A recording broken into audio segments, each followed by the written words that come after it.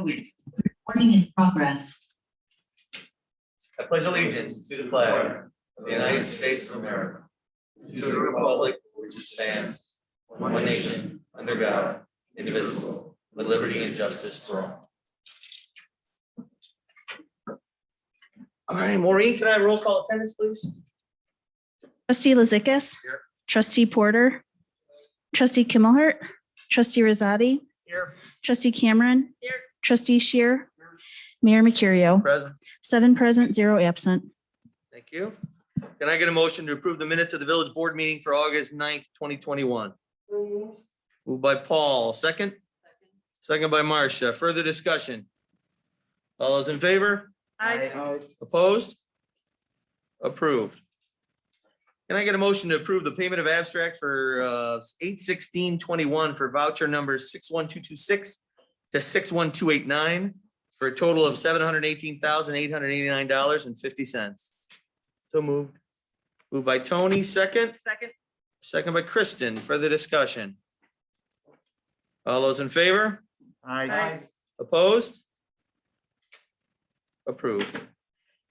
Can I get a motion to approve the payment of abstract for 9/7/2021 for voucher number 61290 to 61357 for a total of $312,090.59? So moved.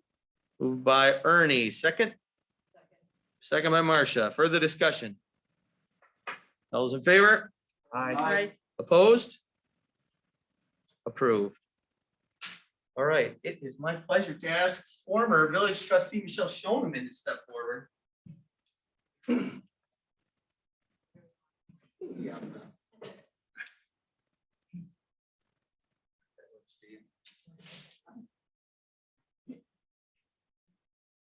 So whereas Michelle Schoeneman was elected as trustee to the East Aurora Village Board in March of 2018 and began serving as on the village board in April of 2018. And whereas Michelle served one term as a trustee that would normally have spanned a period of just 2 years. And whereas due to the global COVID pandemic, the election schedule in March of 2020 was delayed for many, many months until September of 2020, necessitating that Michelle's term be unexpectedly extended, during which, adding her time of service, she cheerfully and willingly continued as a valued member of the East Aurora Village Board. Now therefore, on behalf of the East Aurora Village Board and all village citizens, it is hereby proclaimed that our sincere appreciation and gratitude is expressed to Michelle Schoeneman for her dedicated service to the village of East Aurora. Michelle, it was really a pleasure to serve with you. I know we have your legacy with Michelle Schoeneman, Chicken Law. Thank you for that. But I think you brought a level head and an open mind to all the decisions you made. You did your hard work, your due diligence, and I really appreciate your service. Thank you so much.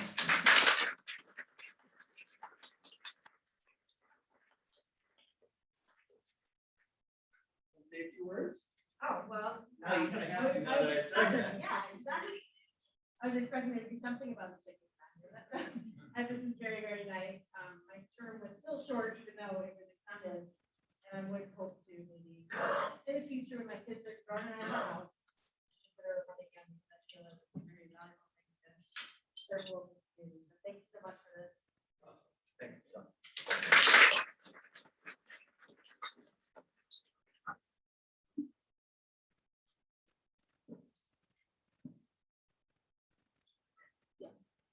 All right, this is our first open speakers and communications. I was reminded that we will be having public hearings on flag lots, at which point the public will be allowed to speak on them, as well as the 300 Glebe site plan and special use permit, where the public will also be able to speak on those issues.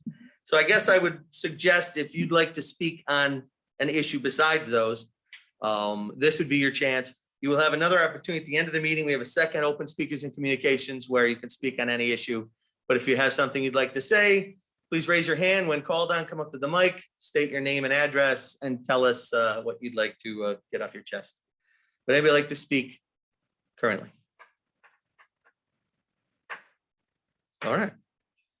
Moving on to our first public hearing, 4A. Can I get a motion to open considering local law number 5 proposed to enact a moratorium relating to the development of flag lots at 7:05 PM? Was that Kristen? Thank you, sorry. Jump the gun. That was my bad. 7:05. Kristen made the motion, second. Second, Marcia. Further discussion? All those in favor? Aye. Opposed? All right, the public hearing is open. So would anyone from the public like to first speak on this issue? Sir in the front? Would you like me to stand up and state my address and my name? That would be grand. Thank you. Hi, I'm Mike Brennan, 192 Center Street in East Aurora. It's my first time at a meeting. You guys got a very good setup here. I'm happy for your new home. I have a comment and then a question. My comment, first of all, it's funny you guys were laughing about chickens, right? Because I tried to get chickens and then I had to fill out the paperwork and I decided it wasn't worth it.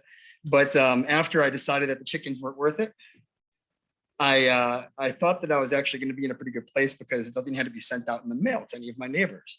So when I saw that the flag lot situation was being debated by you guys in a public forum, I was curious why, this was something that for me, I'm on center. I back up to this largest parcel that exists open in East Aurora, right? The Walnut Lot. Everybody wants their hands in it to make money or whatever they might be interested in. For us that are on Center Street that back up to that lot, we're more, worried about how far back will a flag lot go? And it's truly, I'm a red-blooded capitalist. Whoever owns that property deserves to make every dollar that they want or need to make. I'm not going to have any problem with that. My comments is that how do I have to file all this paperwork and my neighbors have to be notified if I want chickens? But when the zoning that is directly behind me is going to be flag lotted or that's going to be approved, where essentially there's no difference of how far somebody can back up against me or anything like that with the zoning laws. How am I not notified of that? How do I have to be told by other neighbors and things like that? So something for you to think about, more of like something for you guys to think about on your own. But the other question is, why was being that this is the last big lot in East Aurora that's undeveloped, you have this law that exists that prevents flag lots. Why is that? And why create a moratorium on it based on the last lot that you would ever execute the law? Like, you have the law, it's the last place in the village to apply the law. So why have the law? Thanks, Mike. Kathy, do you want to address some of Mike's Yeah. comments?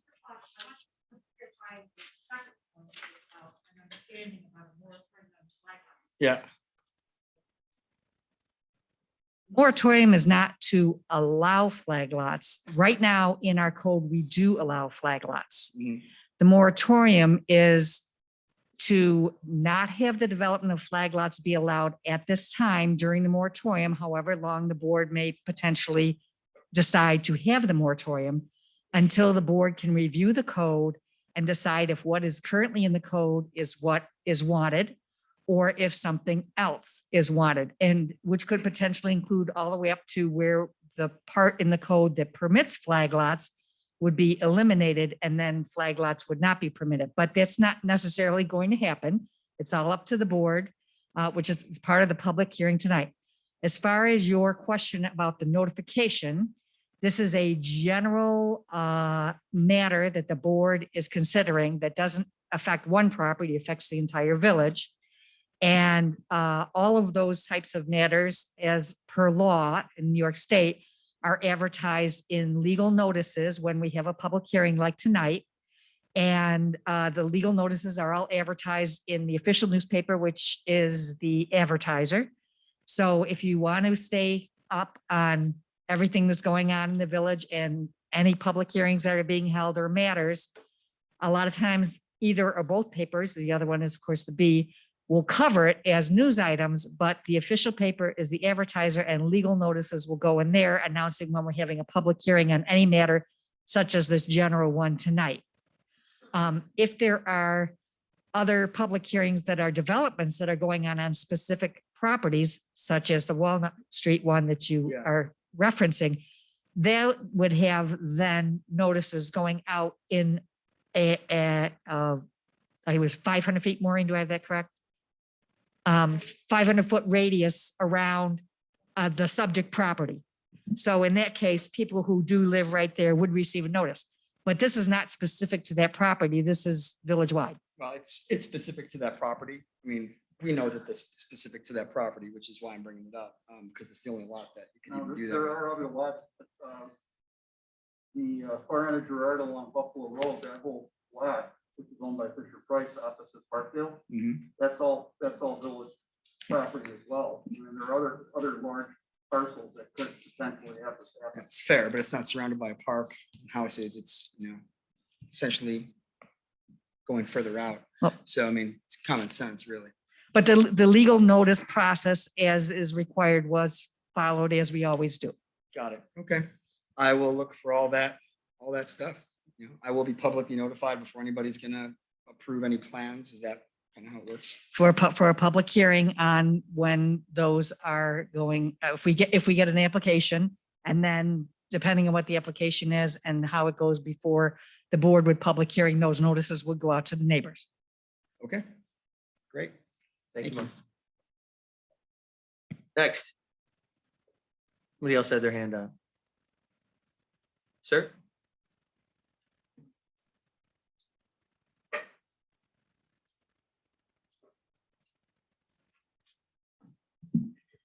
Good evening. My name is Tom Demes, Dames, 26 North Willow. Thank you for the opportunity. I read about the notice. I want to come and attend and put my 2 cents in, my concern, because I have 2 lots on North Willow that I think potentially could be used in the future to subdivide, or at least one of them sell off and be developed as a single family house. And so I have concern about a restriction of a flag lot. And so my presence is here to say, step carefully. I'd like to still have the flexibility to use my land to the best value possible in the future. So a moratorium, I would say, I'd ask it to be limited to 6 months, so as to force a decision, a discussion as to the value of eliminating or changing flag lots. Thank you, Tom. Sir?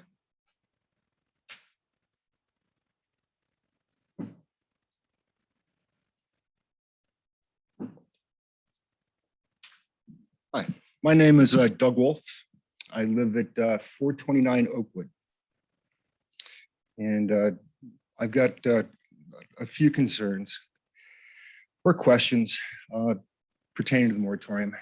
The first one is I've been looking through definitions in the different chapters of the village code, and I can't find any place that defines what a flag lot is.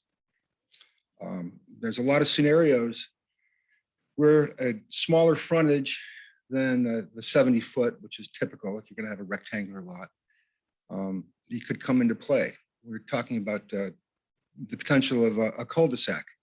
A cul-de-sac is a circular drive area that generates obviously from that center point and then fans out. So a lot of those lots are pie-shaped.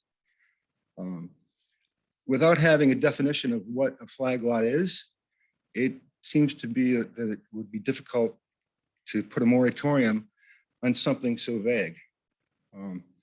As per the Village Code, Chapter 285-30.1, I think, the first paragraph.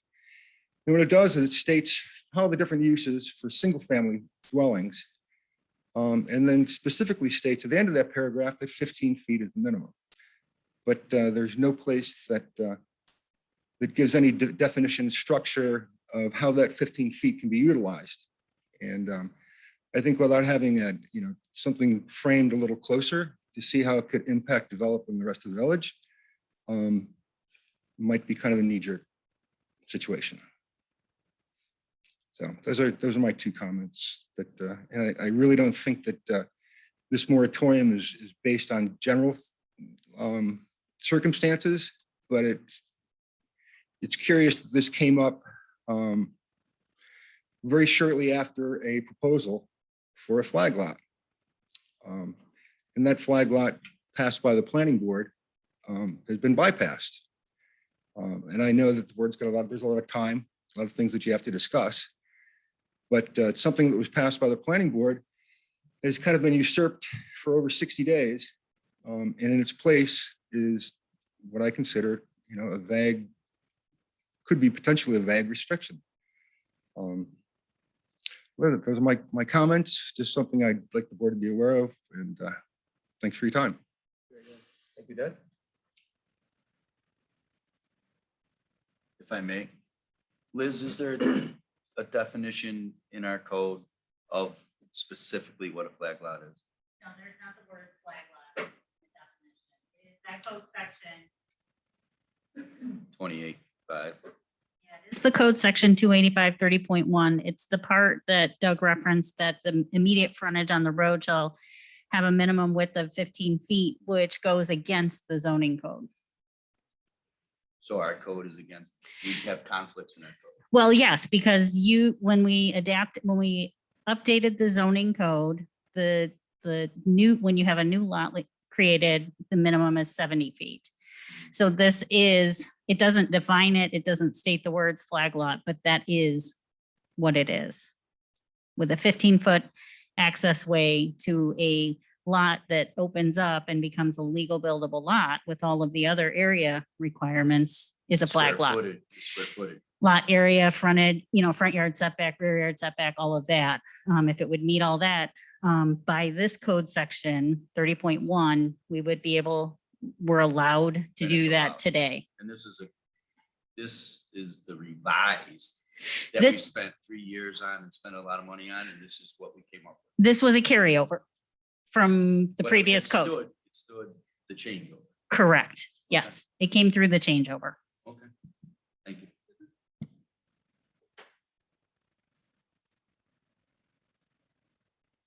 Anyone else on this topic?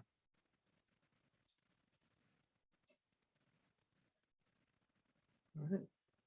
Can I get a motion to close the public hearing at 7:18 PM? So moved. So moved. Moved by Tony, second by Steve. Further discussion? All those in favor? Opposed? Approved. Public hearing is closed. Can I get a motion to open a public hearing to consider the proposed site plan for 300 Glebe Ave for the development of 24 apartment units at 7:18 PM? Moved by Paul, second. Second by Marcia. Further discussion? All those in favor? Aye. Opposed? Approved. Public hearing is open. Is someone from the project here to discuss? Good evening.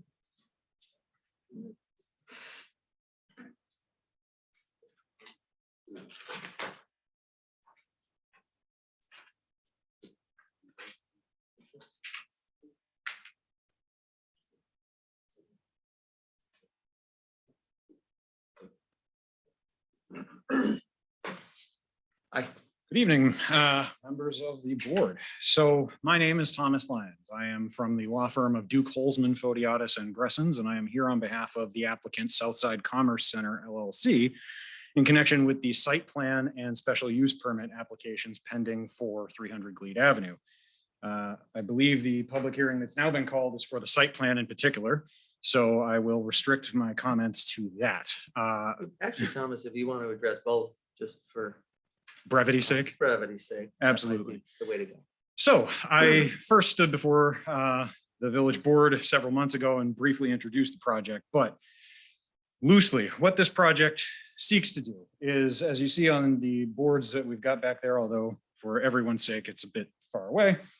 The middle board shows the currently existing overhead view of the building located at 300 Glebe Avenue. In the back left corner of that photo in the red box is what is shown in the lower right-hand photo on the rightmost board. That is how the building currently looks. It is a approximately 15,000 square foot warehouse space located off of the back of the building. The project proposes to take that space and convert it into 24 apartment units for market rate apartments for use by adult individuals with developmental disabilities who are capable of independent living. Now, at each stage in this process, we first applied for an area variance with the Zoning Board of Appeals, and that was granted to us. We then came here, went back down to the Planning Commission, had review in connection with the site plan and the special use permit. There were also referrals out to the Safety Commission and at least input from the village engineer with regard to traffic study. All of those things have led us to understanding what I'll call one thing that I really want to get across to everyone in the room, but also to the village board members. This project is not proposing to build a nursing home, a group home, an assisted living facility, or something like that. These are apartments for use by adult individuals who are independently living, who happen to have developmental disabilities. That's the only distinguishing factor here. These apartments in any other context could be used by you, me, or any other person, but we have a specific demographic that we are seeking to fill with these apartments. Home of My Own of Western New York LLC is a co-sponsor of the project with Southside Commerce Center LLC. They are working jointly together. Southside Commerce Center will lease that space after development to Home of My Own for 49 years. This is not a short-term intent. And this Home of My Own of Western New York LLC will then sublease the apartment units to these adult individuals. So with regard to the site plan in particular, at the Planning Commission, several concerns were raised as they were at the variance stage and as they were, and I'm sure will be tonight. With regard to traffic in particular, this property, as was laid out in the original letter dated June 15th that was in support of these applications, as well as in the July 23rd letter from my office providing further information about this, which to the extent that any members of the board don't have that, I have copies, I can bring it to you. But this property is a mixed commercial. It's zoned as a limited light commercial residential space.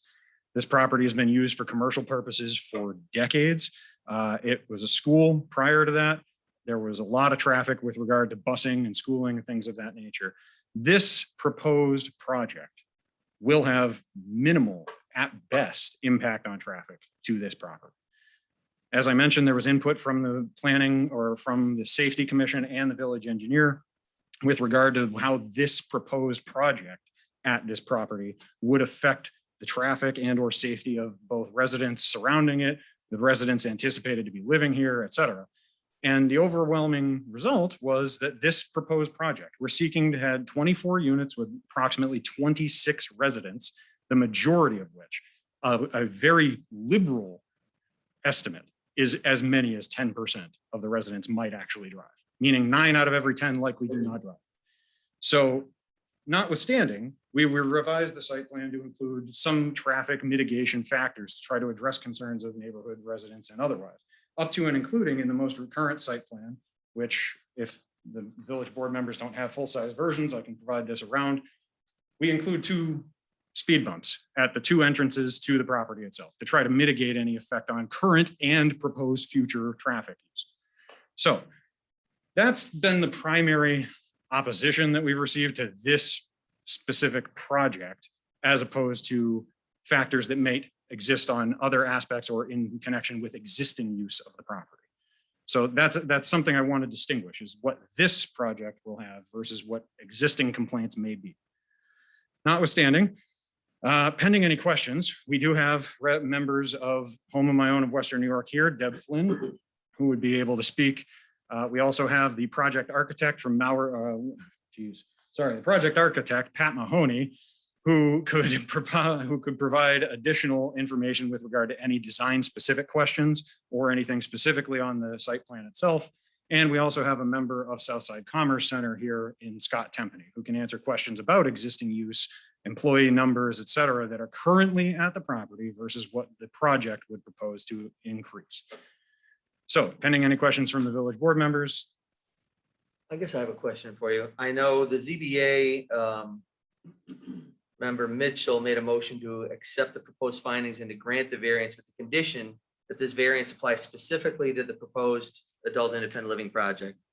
And then in your page 5 synopsis, you wrote this project is for the construction of 24 apartments that could be marketed to anyone. The difference is that Home of My Own and Southside specifically intend for these apartments to be rented exclusively to adults with developmental disabilities. So I guess my thought is, what if you haven't leased it to them yet? And it's going to be a 49-year lease, right? That's the plan. So my thought would be maybe adding a condition, if we do make an approval, adding a condition that it is conditional upon the lease going to Home of My Own for 49 years. And so you don't have an objection to that. And Mr. Mayor, frankly, I don't know that I could actually lodge an objection even if I had one, mainly because the variance was granted with that condition. Quite frankly, that reference in my letter was specifically to try to highlight that this is not a nursing facility and assisted living. These are market rate apartments that, in absent any such condition on the variance or otherwise, could be marketed to any other individual. Again, we're not talking about adding a facility that's going to have night and day nursing and staff and all this. These are 24 apartments for 26 total residents that the only distinguishing factor between me being able to rent this apartment versus the people that we intend to have that rent these apartments are that they're adult individuals with developmental disabilities. That's it. And you're saying that this specific population has about 10% rate of being independent drivers. So that's what, 3? There's 26 total. Correct. I think occupants you foresee, right? 24 units, 2 persons. 3.4 specifically. 26. So yes. Based on the initial polling that's been done by Home of My Own and this is something I should note, in the greater Western New York region, Home of My Own has contacts and has done studies to find out through its network that there are approximately 1,200 individuals in the greater Western New York region who are developmentally disabled and are seeking this type of independent living housing. So of that group, Home of My Own has done online polling of individuals who have expressed interest in this from that waiting list. And approximately, actually I have the information right now here, out of 62 surveys that were completed, only a handful of them actually indicated that they even have driver's licenses, let alone actually drive. Mhm. And again, the numbers that we have are a very liberal estimate would be 10%.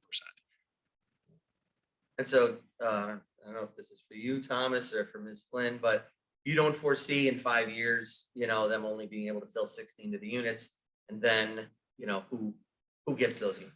No, not by no means. So, and I'm sure Deb can, and other members of the public that I'm sure will speak, can address this a little bit more, but these rentals to these individuals with developmental disabilities are not intended to be short-term rentals. We're not talking about 6-month term, come and go sort of things.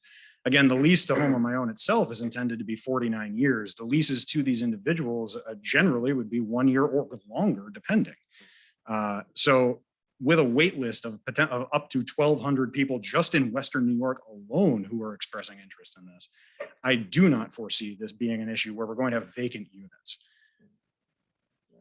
And as far as I guess I have another question. Sorry if you guys are ready to go. But another question I have on the traffic. If they're only going to have, 3 drivers for all of the units, what was the traffic use for that space when it was actually occupied? I know it's nice now that it's empty, right? And great, leave it empty.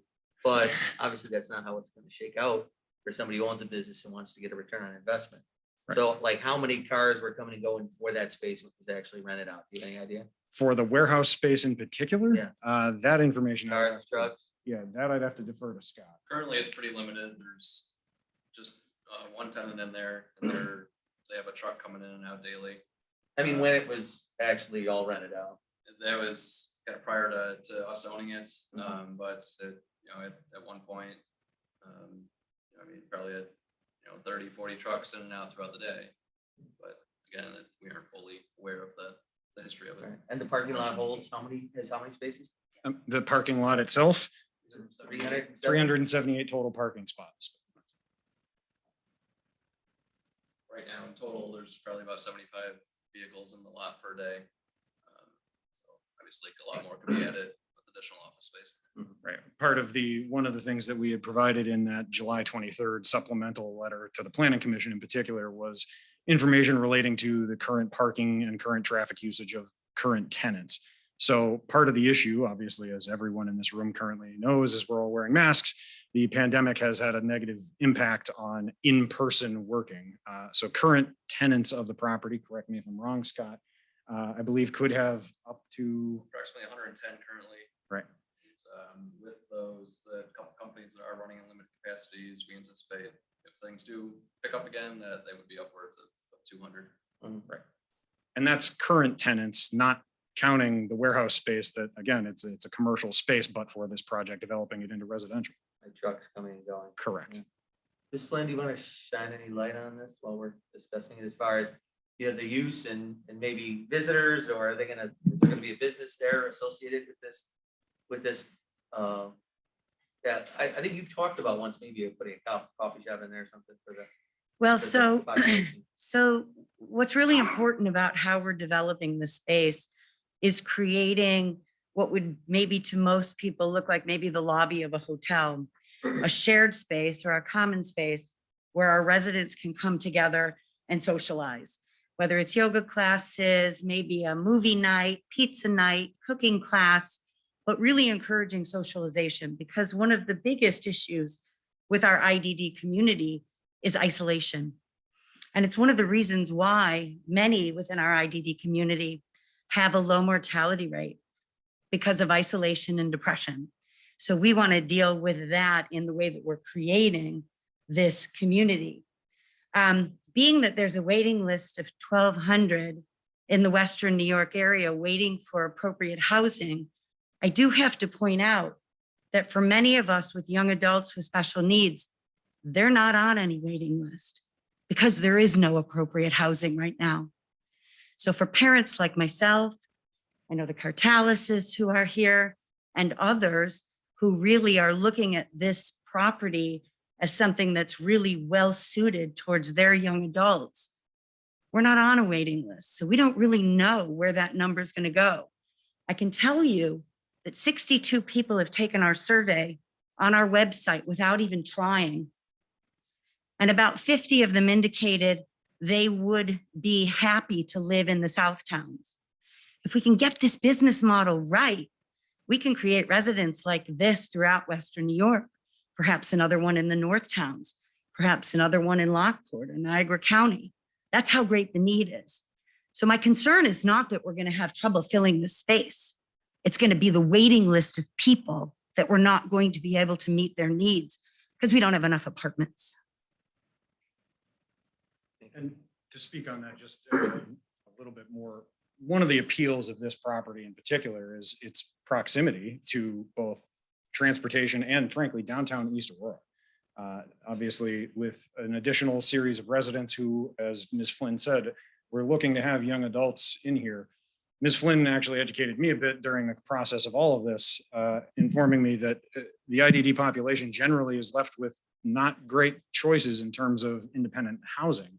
They're either frequently living with friends and family, or more often than not, they have a choice of going to senior type living, where if you're dealing with 20 and 30-year-old individuals living with, a senior community may not be the most social experience for you. Whereas having an apartment unit, a series of apartment units that are going to be individuals like you with shared experiences like you, that is a much more social experience, particularly again, when you are walking distance to downtown East Aurora, which, let's be honest, it's a great place. So. What questions does the rest of the board have? Regarding some of the site plan discussions, I know there was some discussion about trying to potentially build some outside space. Are you anticipating taking any parking spots away in order to build outside space? No, so, and again, Pat, you can speak a little bit more to this, but the site plan as it currently is structured, as I understand it, is not intending to take away any of the existing parking. Where the outdoor space is planned to go, as I understand it, is already sort of, for lack of a better term, the smoking area of the building. So it's going to be redeveloped into an outdoor space reflected on the site plan with up to and including even a shuffleboard.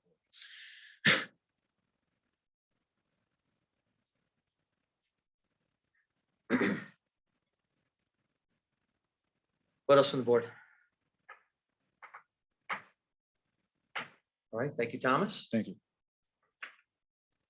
Gonna open it up to the public. Would anyone else from the public like to speak on this issue? Miss?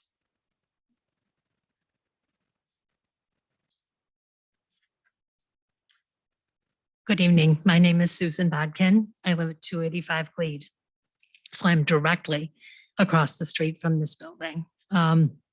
I do want to start by saying that I have lived there since 1982. So in almost the 40 years that I have had a bird's eye view of this building, 30 to 40 trucks have never passed through there. That's an inordinate amount of traffic that I have not seen. I also want to say that I can't imagine anyone in this room, including me, would not want this group to have adequate, wonderful, independent living. I work in special ed since 2002. I'm still doing it. It's wonderful work for wonderful people who deserve everything in life that the rest of us have been able to achieve. What I do take exception to is housing them in this building. I'm a bit of a broken record when it comes to the fact that this is a tiny little street that has had to absorb not only the residents of the homes that have lived there for years, but when it became residential across the street, the influx of traffic came and is still there. And what I perceive is a meshing of, a daycare and a dance studio and an influx of 24 more people. And I know how difficult it is for me to get in and out of my own driveway when parents are dropping off and picking up kids from daycare. The onus is on me because they're not looking. They're in a hurry. They want to get to work. They want to get home.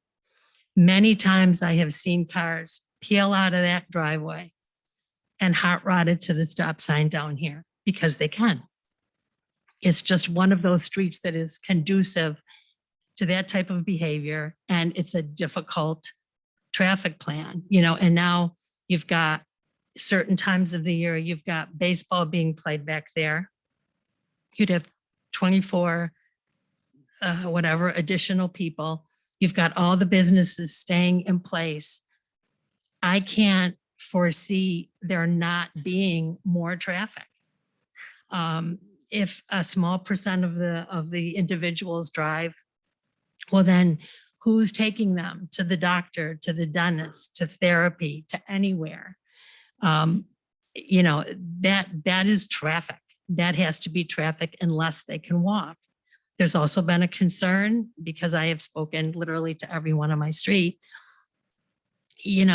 Hopefully it's just a nasty rumor, but could there ever be a metro stop closer to us to accommodate that? I mean, we've all lived there for years. This is our little community too. This matters to us. I was born and raised here. I got neighbors that have been here forever, and you see such a drastic change and you worry because in life, everything is wonderful until it's not. And all you need is one mistake, one person who doesn't see a young person, walking, or just a collision of any kind. It's it's difficult for any of us to see with the view that we have as residents that this is workable. We even now struggle with, we call it the stadium light. If you're looking at the building, there's this huge light on this side of the building. I believe the town put it up when they owned it. I'm not sure.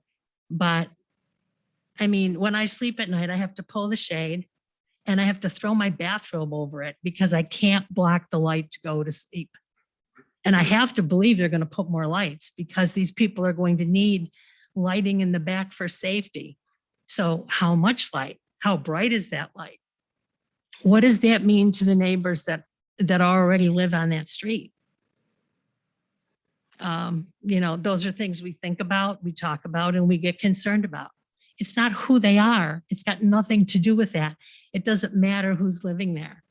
If you took that building down and you put houses, I don't know how many you'd fit on there, but you're probably not going to get 24 new people on your street.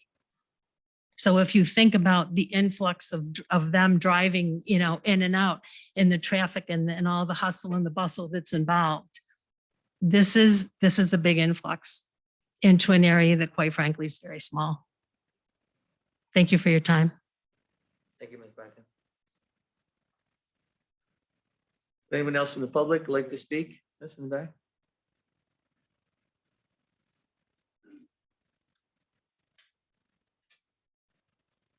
Barbara Bailey, 309 Glebe.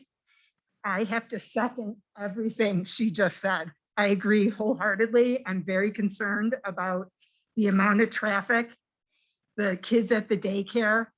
I know that my own daughter, she's in college now, but I know there were times just, I had a call to get the sidewalks just shoveled so she wasn't walking in the street just to get home at times.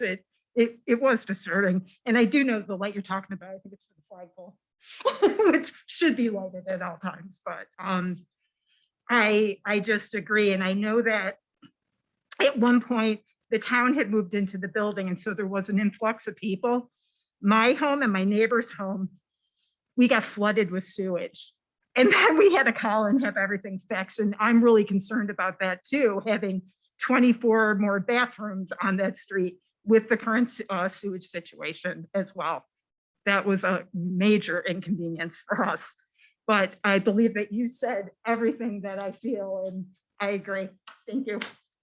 Thank you, Ms. Bailey. Sarah in the middle, on the right, in the blue. My name is Mark Mann. I live up 1667 Emery up on a hill, but I also have 2 properties over on Pennsylvania. First question, what kind of vetting process is involved with allowing people to move in there? I'm worried about that. We have a daycare center and a playground right behind it. And you know, where are these people coming from? You know, are they violent? You know, are they pedophiles? Or did they just come out of prison? You know, that has to be spoken to. And I think that should be in the, you should have that written down in your contract when you research We it. have an assessment tool in place. It will include background checks of every resident that's going to move in. I'd like to see that. Okay. We don't have the assessment tool completed, but maybe you'd like to even be a voice at the table as we create it. Sure, I'm more than happy. But and yeah, I'm worried about the kids. That's the big thing. You know, you guys got to, you know, protect the kids. And the other thing is the infrastructure for sewage. She brought up a great thing. That's going to be have to clean up right to the street. It's I know it's too small. So, anyways, thank you. Thank you, Mr. Mann. Sarah in the green.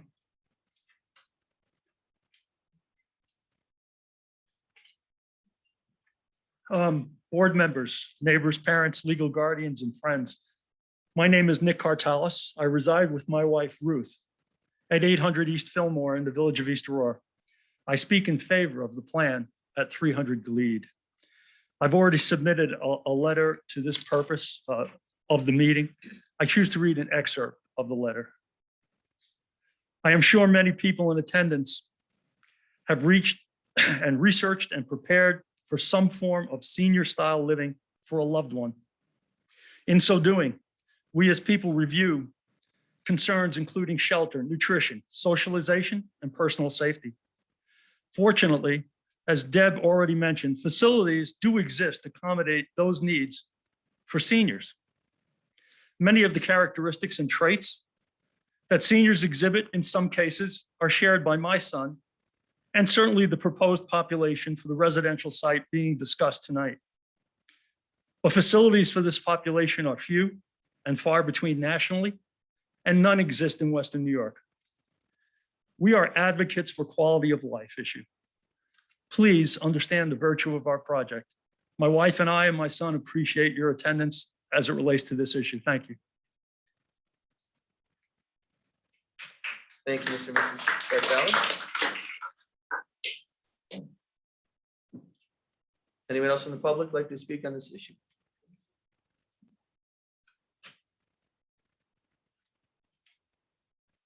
Good evening. My name is Tim Stroth. I live at 360 Center Street. I'd like to echo the Cartalises, and I'd like to echo the statement by the Cartalises about a need for this.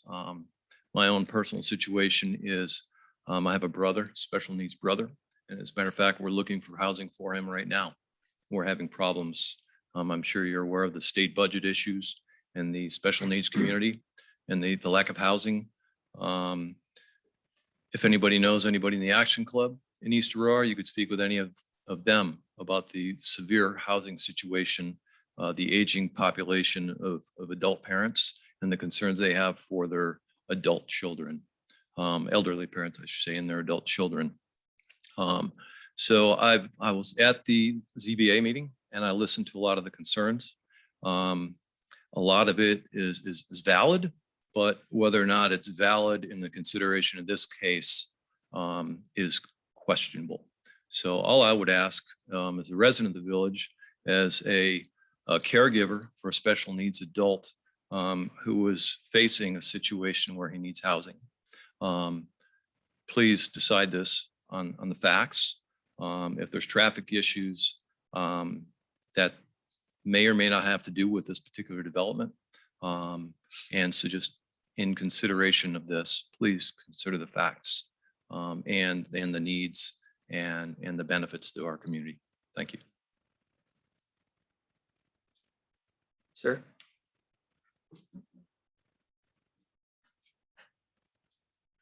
Good evening, board. I'm Bob Young, former trustee, former Rotary member, a current Rotary member, and a neighbor of one of these children we've been talking about tonight. I don't know what's going on here. Let me tell you, there's no metro stop plan for that station. There's no lighting. All the transfer traffic is not an issue. I unequivocally speak in favor of this project.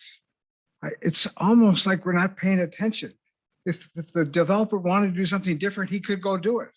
And yet they've decided to do something that's helpful for the community and for something that all of us at some point are going to wish that we had. So I strongly support this project. Thank you, Mr. Mayor. Thank you, Mr. Young. Anyone else in the public like to speak on this?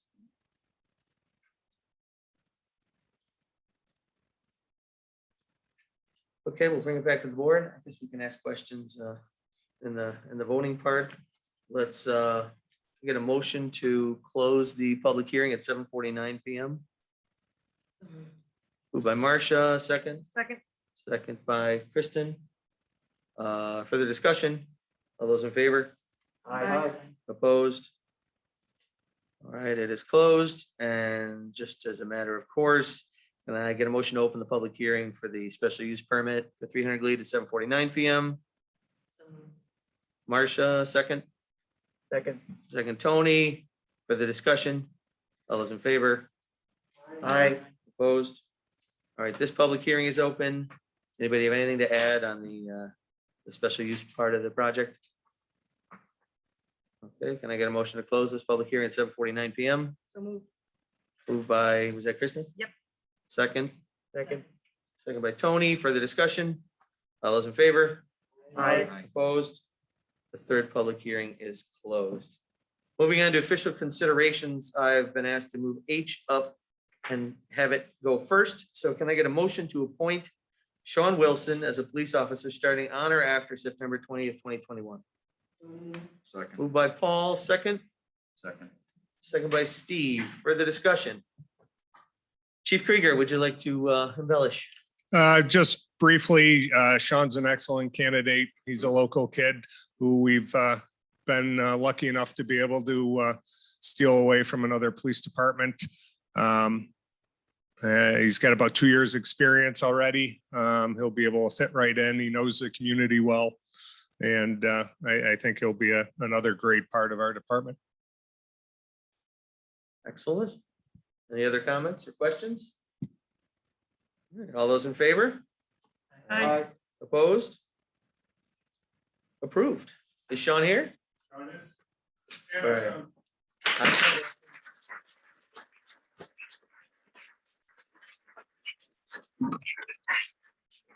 Congratulations, Sean. Would you like to say anything? Thank you for the opportunity. Very excited. Look forward to having you here. Thanks for joining us. All right, moving back to 5A. Can I get a motion for a neg deck for the unlisted action under the Seeker Act for the site plan for 300 Glebe Ave for the development of 24 apartment units? Moved by Paul, second. Second by Marcia. Further discussion? On Seeker, all those in favor? Aye. Opposed? Seeker's approved.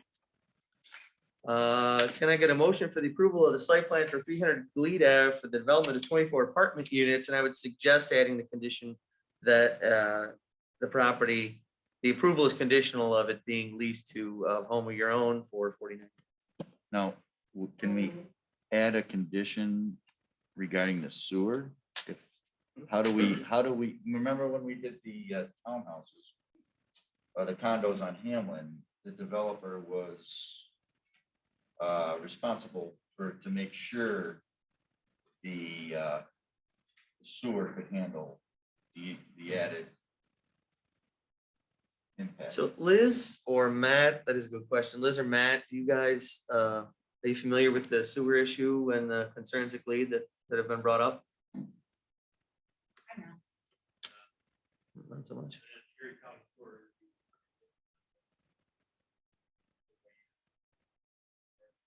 And Thomas, has your team looked at the addition of 24 more bathrooms than what the building currently has? Has that been figured into the calculations? Because that's a bigger impact than even the townhouses, and that was a big sticking point with that project. Yeah. So, not against the project at all, but just as long as they're beholden the, if they impact it negatively, they need to bring it up to snuff. Chris or Bob, how would we conditionally add that as something that would ensure it was addressed by? They're gonna have to get the approval of the. Mr.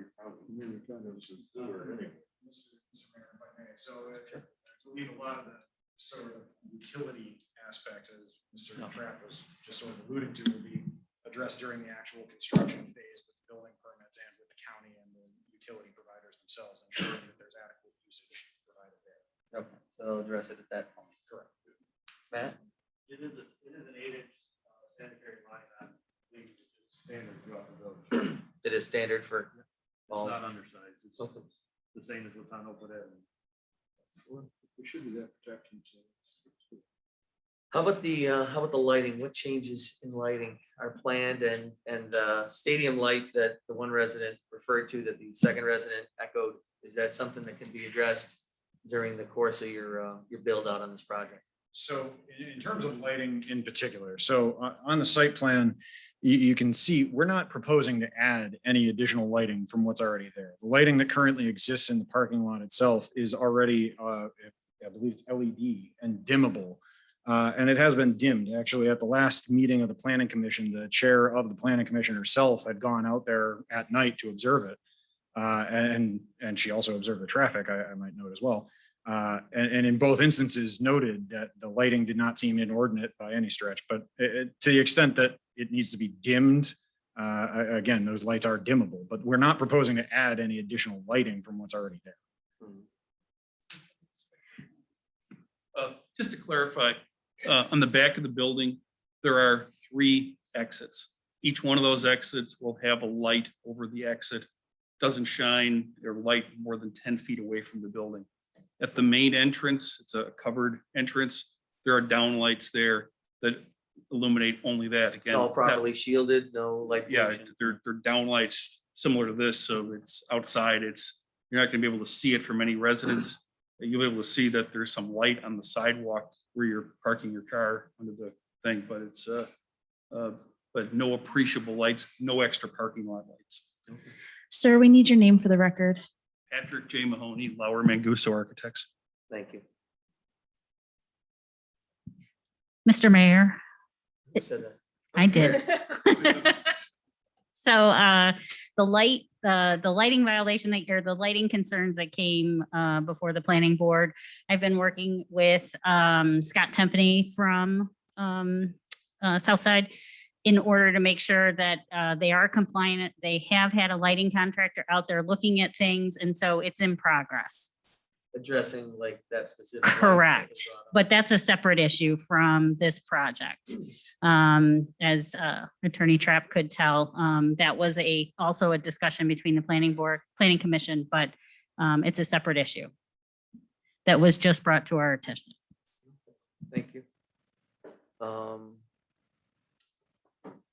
What else? Oh, as far as the traffic, so Ms. Flynn, I think I asked you before about visitors, and a resident pointed out maybe people coming and going, taking people to appointments. I mean, if there's only, we're assuming around 3 additional drivers being added, what else do you see as far as traffic use? So what I would typically see is probably a morning pickup by like Cedar Bus Company, the little, PAL-sized buses that would pick up several residents and then take them in like one movement to drop them at several different locations.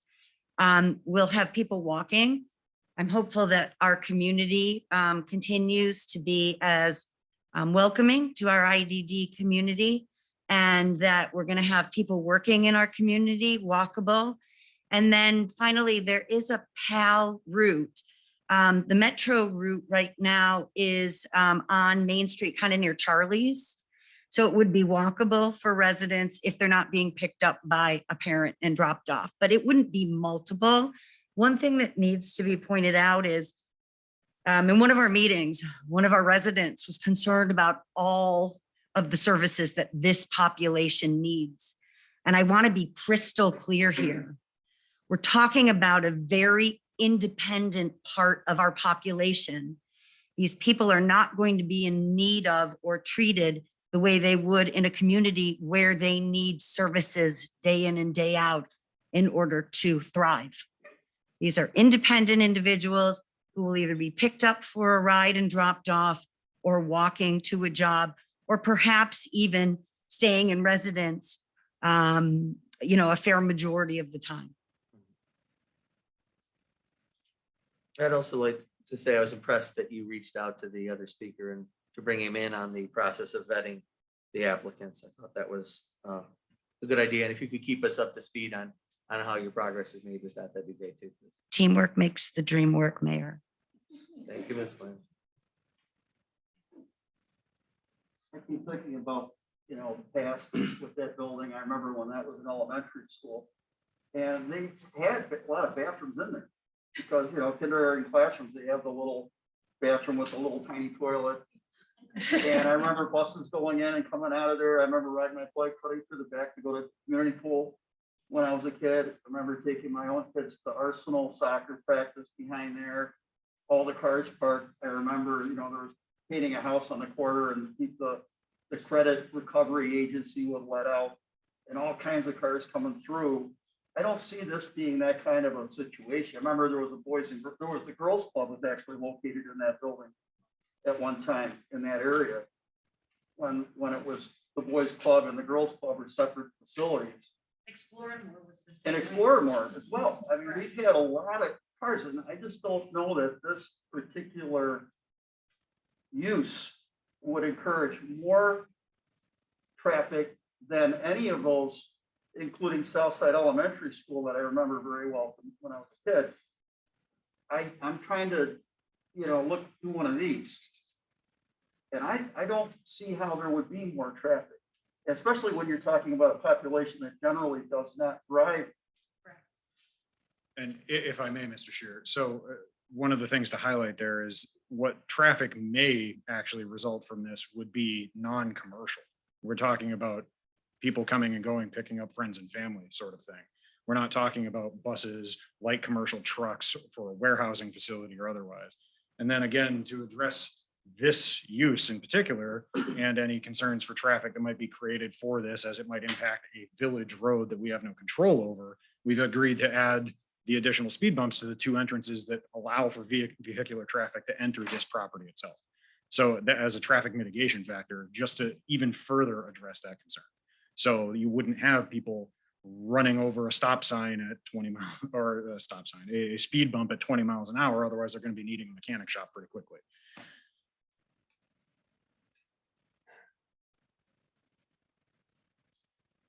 All right, so I guess we're back to, is there a motion to approve the site plan for 300 Glebe for the development of 24 apartment units? And does it include a condition that Southside leases for 49 years to Home of My Own? The only other thing that I'm thinking specifically about site plan, I know was partially discussed in previous meetings, and that would be additional screening to the people that are, on the neighboring, particularly the neighboring part to the north. Crescent, I think is the street. Crescent, yeah. So you've got potentially a fair amount of vegetation there now. To some extent, there may be some interest in people saying, can you plant an extra pine tree or something? And I think some of that has already been discussed in the previous discussion, but I wasn't sure if it was finalized. Correct. So Mr. Rosati, I think you highlight something that's shown on the updated site plan here is you can see the currently existing vegetation along all the fence areas and also the addition of vegetation where there might be minimal gaps in it. Adding specifically, I believe it's evergreens predominantly. So large bushy sorts of things to provide that additional screening. And the issue about exit to the street, sidewalks close to the building, has that been addressed? It has. So one of the concerns raised at the last planning commission meeting, or two planning commission meetings ago rather, was whether and to what extent there was a sidewalk that led from the front entrance shown on the leftmost board over there out to the street itself. On the current site plan, you can see the sidewalk itself actually does extend all the way from that entrance all the way out to the street with the addition of, I believe it's just 2 strips or those already existing.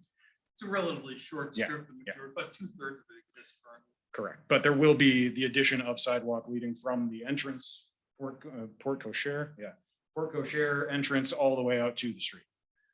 So they're protected from traffic. They don't have to walk through the parking. Correct. Okay, thank you. I have one other quick question. Is there going to be an administrative office on site for Home of My Own? Yes. And what Yes, would be there involved will with be, that? there will be an office that will be in place with a, 9 to 5 manager there to help with programming, and somebody's going to need to be working on contracts and leases and maintenance and anything that needs to be done. So there will be a business manager on site during business hours. And we're also looking to have a resident that would be employed by Home of My Own that will live there, much like an RA would live in a dorm situation, just to run interference in case there's any issues that come about that need contact and or interference run. But they will not be staffing or meeting the needs of the individuals. It might be, they got to call a plumber or they have to call, a caregiver. Pardon? Oh yeah, sorry. No plumbers needed. Plenty of sewage. Yeah.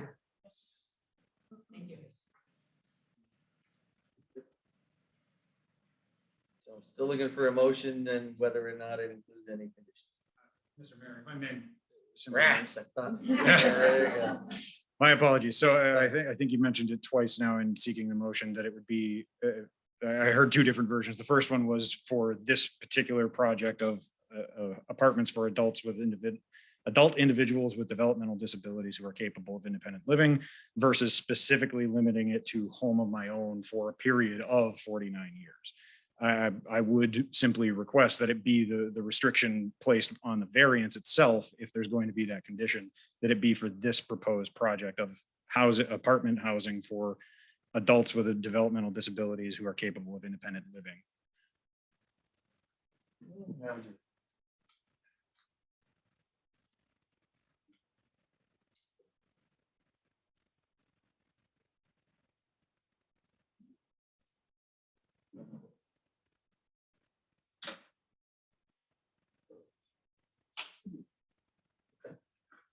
You may want to say, you may want to say, and their successors.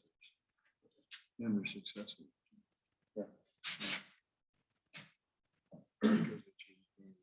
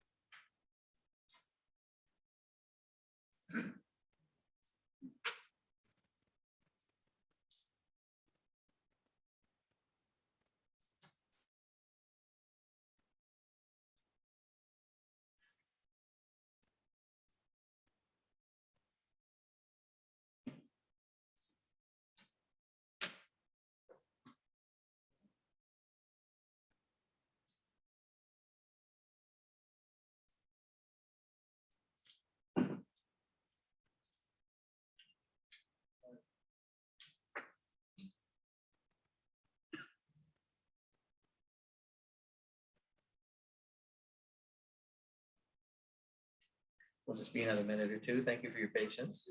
Should be playing like background music or something. Maybe. Like when you're on hold. Talk about fireworks. I was thinking the Jeopardy thing. but- Ratchet up the pressure on Chris. That's right. Yeah, no problem.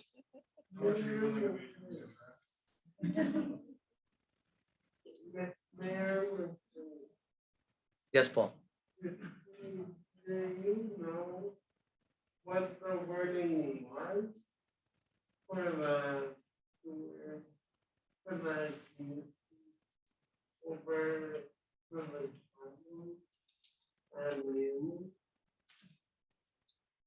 Kristen, I couldn't hear all of it over the. Oh, so this, do you know what the conditions were for the sewage for the condos on Hamlet? Oh. I don't know. Steve? Like, what did we say at the time? I think is what you're asking. Okay. Are you asking what we did at the time? Yeah. Yeah.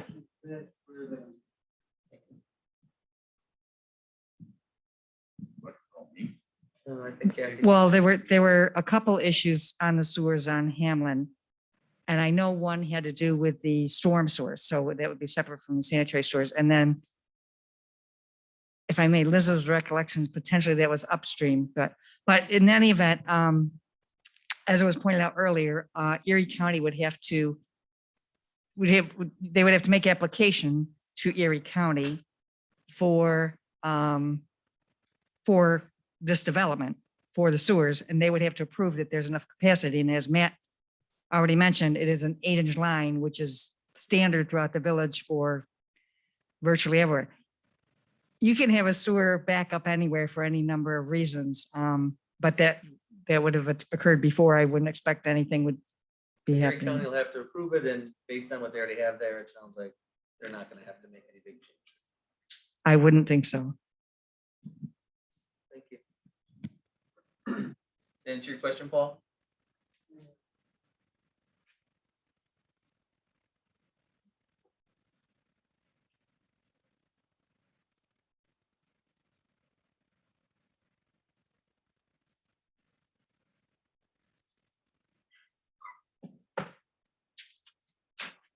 So we're all set now.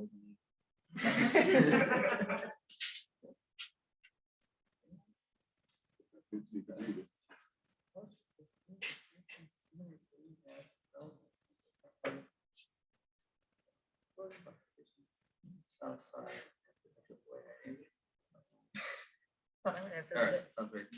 Wait, all right. Who wants to make the motion? And if they want to make it with the condition, this is it. This is what they're gonna have to read. You want to read what it is so that we know? All right. All right, I'll do it and I'll read it. All right. Okay. What's that? Right, no, yeah, I've read it already. All right. Motion to approve the site plan for 300 Glebe Avenue for the development of 24 apartment units for independent living for individuals with developmental disabilities upon the condition that Southside enter into a 49-year lease with Home of My Own of Western New York, Inc. Second, Second. is that Ernie? Second by Ernie. Further discussion? All those in favor? Aye. Opposed? Approved. And C, can I get a motion for the approval of the special use permit for 300 Glebe Ave for the development of 24 apartment units? So moved. Moved by Steve, second? Second by Marcia? Paul, sorry. Paul? Further discussion? So does a special use permit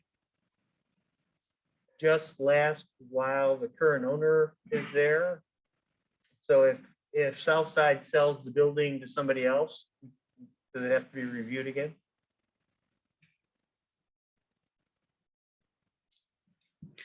Tony, it would be a new owner of the Home of My Own. So if it was another group that was going to take over, they would have to have their special use permit submitted. So it expires with the sale, right? And it Not has of to the be building. reapplied? Not of the building, but of the business. Okay. So the lease carries on with the new owner of the building. Right. Just to make sure that they're consistent in terms of what they're offering in the carpet. So that's why you want to look at it again. The board at that time would look at it again and then decide whether to approve it or not. I have to say, I learned a lot through this process about the situation that parents face and young adults with developmental disability with regards to finding adequate housing for independent living. And I've been up here thinking to myself, you know, if one of my children were someone who had these this disability, I would want them to have a quality place to live as a young adult, just like my children who are, you know, do not have those problems. They have a place of their own. I think everybody deserves to have that quality of life and have a good place to live, a safe place with others that they can relate to. And, you know, we strive to be inclusive in East Aurora. We try to be a community that welcomes people. And I think this is a small step towards that. I think it's a wonderful thing, I think. Thank you. We give these people this opportunity. One of the things that our tagline is it's home of my own, but it's on our own, but not alone. And I think that's really important. I think that creating a place where any one of us would be happy to live is really what it's all about. And we're talking about a group of our population that hears no a whole lot more than they hear yes. So thank you for being so welcoming to our community here in East Aurora. We'd like to say how impressed I am that Southside and especially Ms. Flynn and her group and Home of My Own, Western New York, really had the compassion and the vision and the fortitude to kind of to push this thing all the way through, to see the need and, you know, come up with a solution for it. I mean, it's exciting to be part of this, you know, as you guys are really pioneers in this in the region and to meet this important need. I think it's really exciting. So congratulations on all your hard work. Anybody else? Not yet. Not yet. All those in favor? Aye. Aye. Opposed? Approved. Thank you.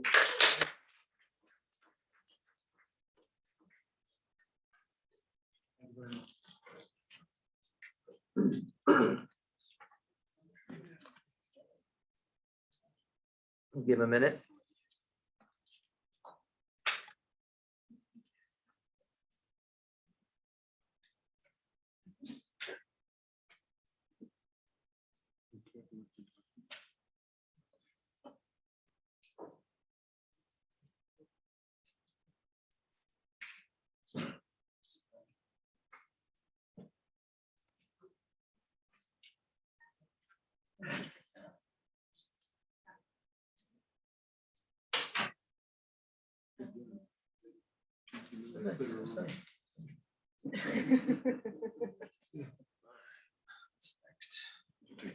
I'm looking at a group of all my life, you know, I want to put a library. That's what my backyard, I can't go. Never had a problem. Put a call center. You have 100 people. I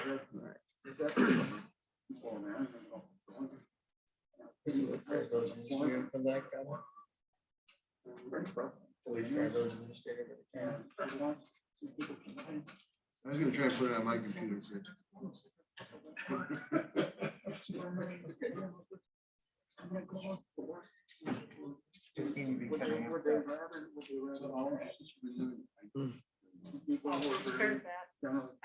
Who knows, sometimes happens during COVID.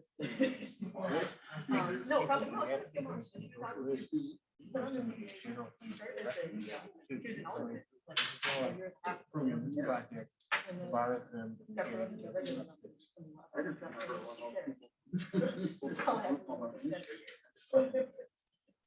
All right, we're gonna go to 5D. Can I get a motion on the permit to keep 3 alpacas at 859 Oakwood Ave by Amy and Michael Gates? Is that Tony? Moved by Tony. Second? Second by Marcia. To be discussed. All right, further discussion.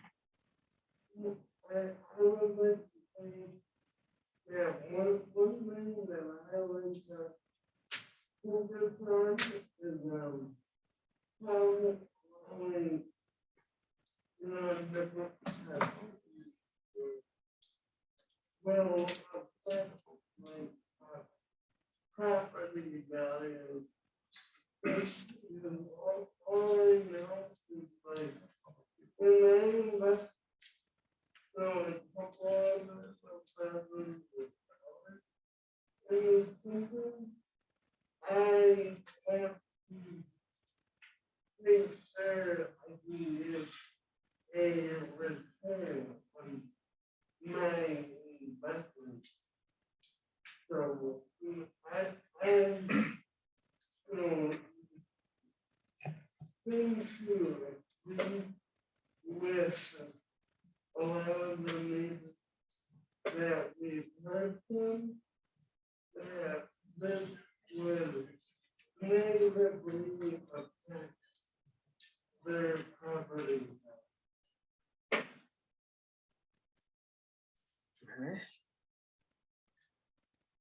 Other comments? I know there's been a lot of correspondence going back and forth on this.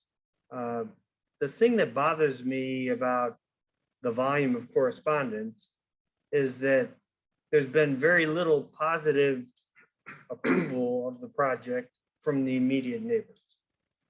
I understand there's always going to be some people that are going to be silent and some people that are going to be against. The fact that there's not a lot of positive outreach says that maybe some additional discussion needs to happen between the Gates and neighbors to build some more rapport, and they should try again later. I guess I kind of agree with Tony. I know we received a petition of neighbors, and it also had some names from across the village that I kind of discounted from it. I really was only looking at the people who are directly connected to the property. And I know there's 15 properties that directly abut the applicant's property, and 7 of them signed the petition against it. That leaves another 8 other properties that have been silent on it. And I guess when we tabled it last month, I guess I was kind of hoping that we would, there'd be more education and we'd get more information. And the applicants would get more information out to their neighbors who can't come to the last meeting and had concerns. The fact that there's still 7 against and none of the other 8 have weighed in any regard kind of causes me concern. I know there's 6, 7, 8, 9, 10 more signed the petition from the next lots out. That I don't feel weighs in as much And then people outside of that down in Chester Hill, I don't think really are applicable to this. But my real concern is that, you know, all their direct neighbors, none of them have come forward positively to support it. And I guess to Tony's point, I kind of hope that, you know, maybe we look at tabling this or, you know, putting the brakes on it until we get more information from the other neighbors, or maybe some of these who signed the petition, once they learn more about alpacas, maybe have a change of heart and change their mind, or they would just have to take into account everybody in this situation, which is kind of tricky. Yeah, I think that we can't make assumptions about people who have, like, why they didn't sign the petition. I mean, it could be that they approve, could be that they disapprove, and they don't want to get involved, could be that they want to be neutral, could be that they've been out of town and they didn't sign. I mean, it's like, I feel like we haven't received very much official written support at all. I knocked on doors, last week before, went around and, immediate neighbors and asked, you know, and the Gates did reach out again to neighbors. And I asked them if they had changed their mind. Have you looked into it? Have you gone and visited the alpacas?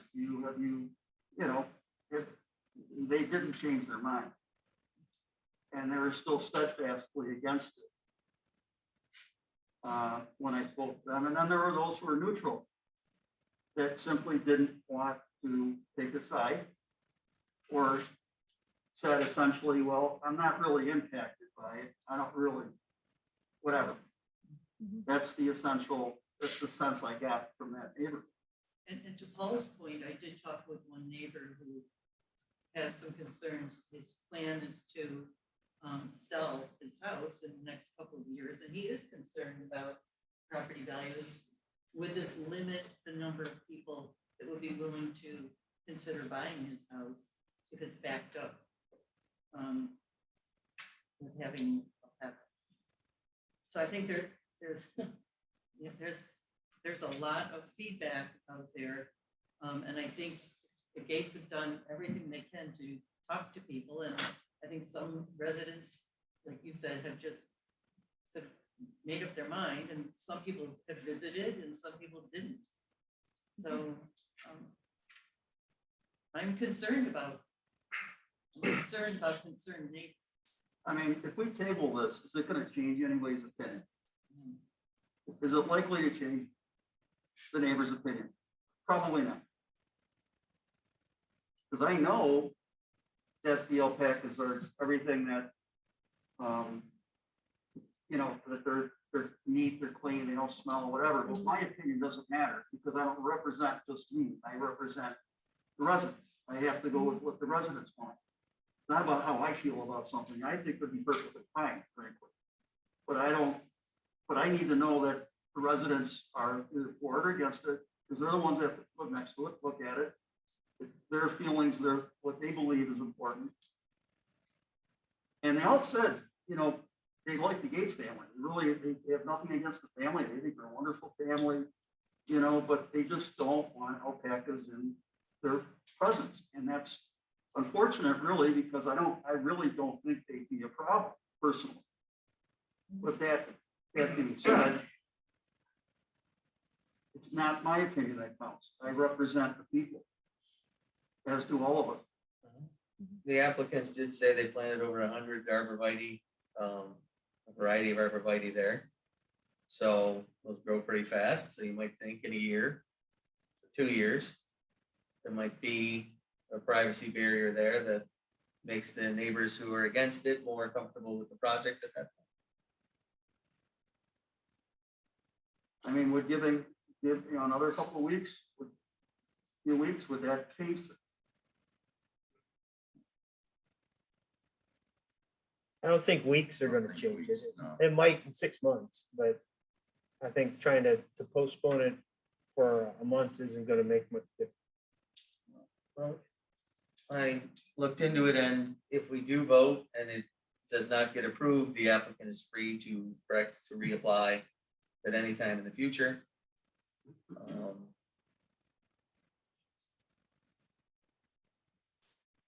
So if the board isn't looking to table and wants to vote, We can vote, you can withdraw your motion, we can table, we can do nothing. I do think it's a unique situation where Mr. Patterson is out on Buffalo Road. I think that that's his property is impacting really two next door neighbors is essentially all. This lot is surrounded on four sides, so I think, again, there's more people to be impacted.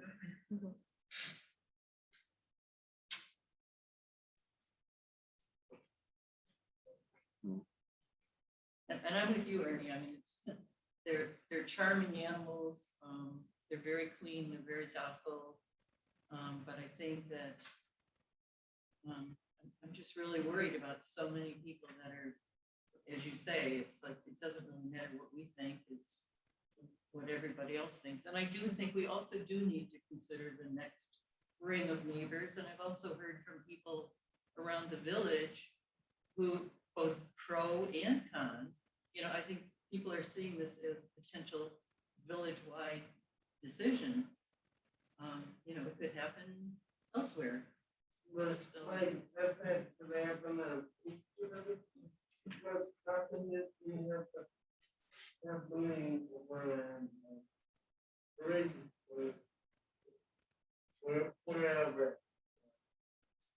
But that, you know,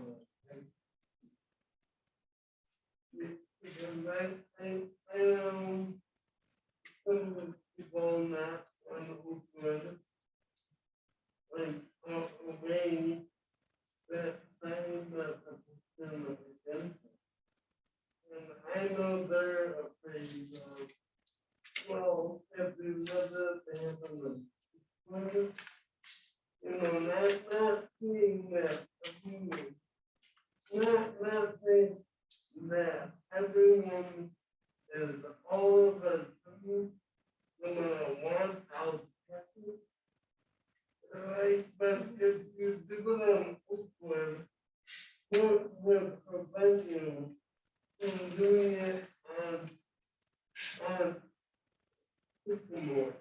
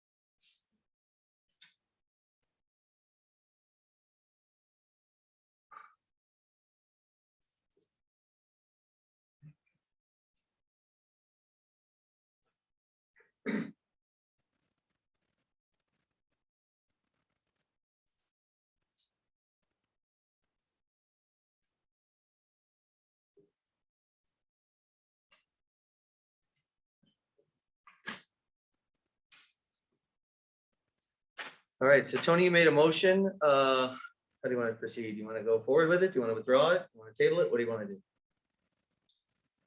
I think we could vote on it.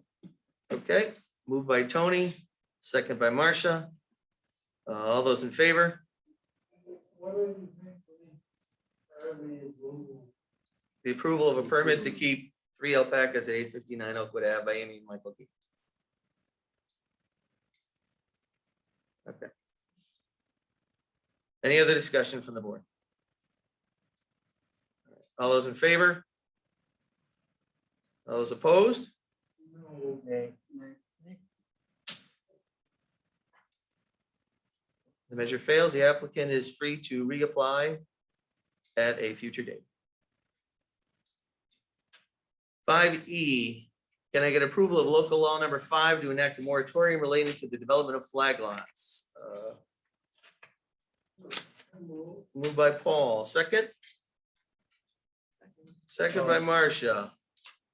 Further discussion? Yeah, I'd have to concur with what Mr. Wolf had to say about, someone brought up that this was enacted specifically to block this being done at the current project that was already applied for. And I feel partly if there's no definition, formal definition of flag lot, should we even be using it in the terminology of this? Just for clarity purposes, you're only voting on moratorium so that you can get more information. So you're not voting tonight on whether you will have or not have flag. That's something. What's the duration of this on the, Pardon? what's the duration of the moratorium? I didn't propose it. I believe the proposal talks about 6 months. I think we could probably move a little more quickly than that, that there's not a lot of value in dragging it out that long. Agreed.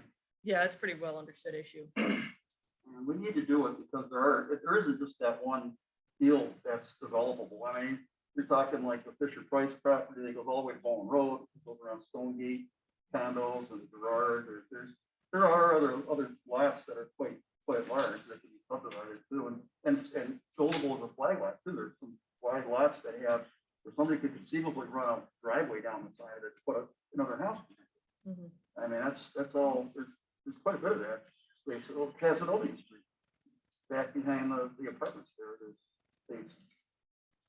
So You've got a couple houses on Center Street that are already in that back-to-back configuration. People So that can would be something. pretty much on top of each other. So it probably needs to be looked at. Yes. The whole pie-shaped cul-de-sac kind of issue is an interesting one. I think it needs to be fine-tuned, but I'd like to see it move ahead with a little more sense of urgency. So what do you think, Tom? 4 months probably is a better number, in my opinion. 4 months is doable? Yeah. Instead of that, you know, maximum 4 months and It is something you can always revisit, but 4 months would be adequate to do the type of review and get the opinion, things like that. But it can be done. Paul, would you like to change your motion to 4 months?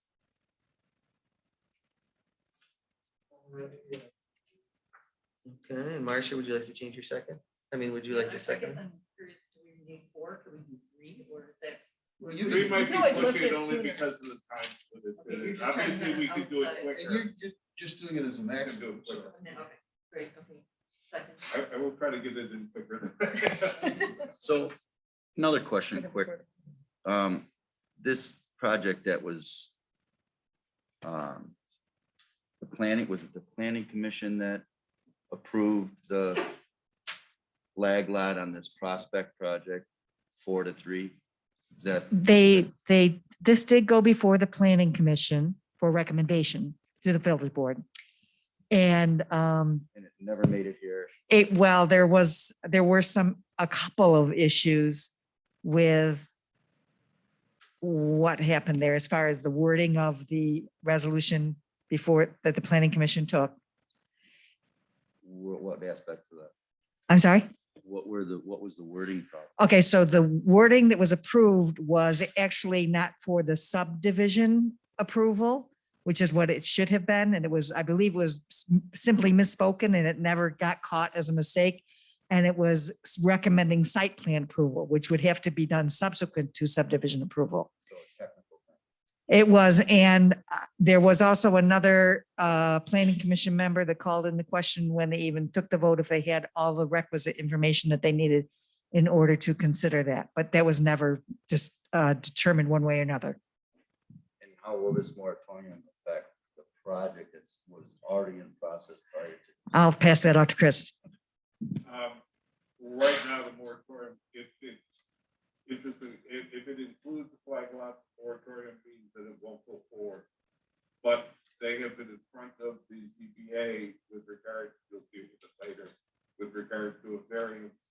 Turn it from 2 lots. It would still make it a minor subdivision. I get it. You're changing the shape of each lot. Is what you're saying, and that's gonna be, 3 to 2. and that's gonna be addressed after we put a moratorium. So if there's a moratorium and gets enacted, and then this project gets denied for the smaller lot, so they could do it. It was once recommended by our own planning commission, then blocked by this proposal prior to it getting here because there was some snafu by our planning commission. And now that individual is in limbo for how long? Because of nothing that they did wrong. They followed all the rules. But if the project, but if there's an alternate project as compared to, I mean, what's been proposed is the flag lot. No, I understand. And then there's another alternative, then perhaps if we address that, then perhaps it's not. gonna hold Right, it one up. should be addressed prior to the other, in my opinion, because it's a catch-22 then if now this next item gets denied. Now the handcuffs go on for the project, which was done well in advance of any idea of the moratorium. To me, just sounds So not quite right. Attorney Trapp, what do you think about switching the order? Does that make sense? Switching the order of your vote. Yeah, of Of, issues. that we of consider. these official considerations. That is something totally in the power of the chair. of the meeting, the So mayor. going, which one? They want to do F for F, 5F. F. They want to do 5F first and then do 5E. So if we enact a moratorium, that does that limit us from approving 5F? Doesn't limit No. you, but No, if it's 5F doesn't get approved, then that project's squashed for however long. Right, you want to make sure that the project has an avenue to go forward, which F gives us. If, well, Because if we say no to E and then no to F, then someone's Yeah, out I of see luck where you're that going. started this whole thing well before. And then to me, that just sheds a light of, I agree with Steve. Yeah, I I think you're sort of you're punishing someone yeah. for a mistake that someone else made. And it was all done For prior to this oversight. idea ever came up.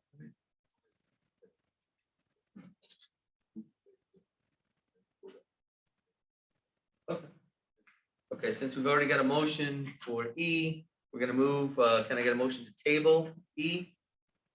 So we can address F first? Is that Tony? does the existing motion have to get pulled to have a motion to table, or is that just? No, it's already on the table. You have to move to, rather than pull it off, all you have to do is move the table it.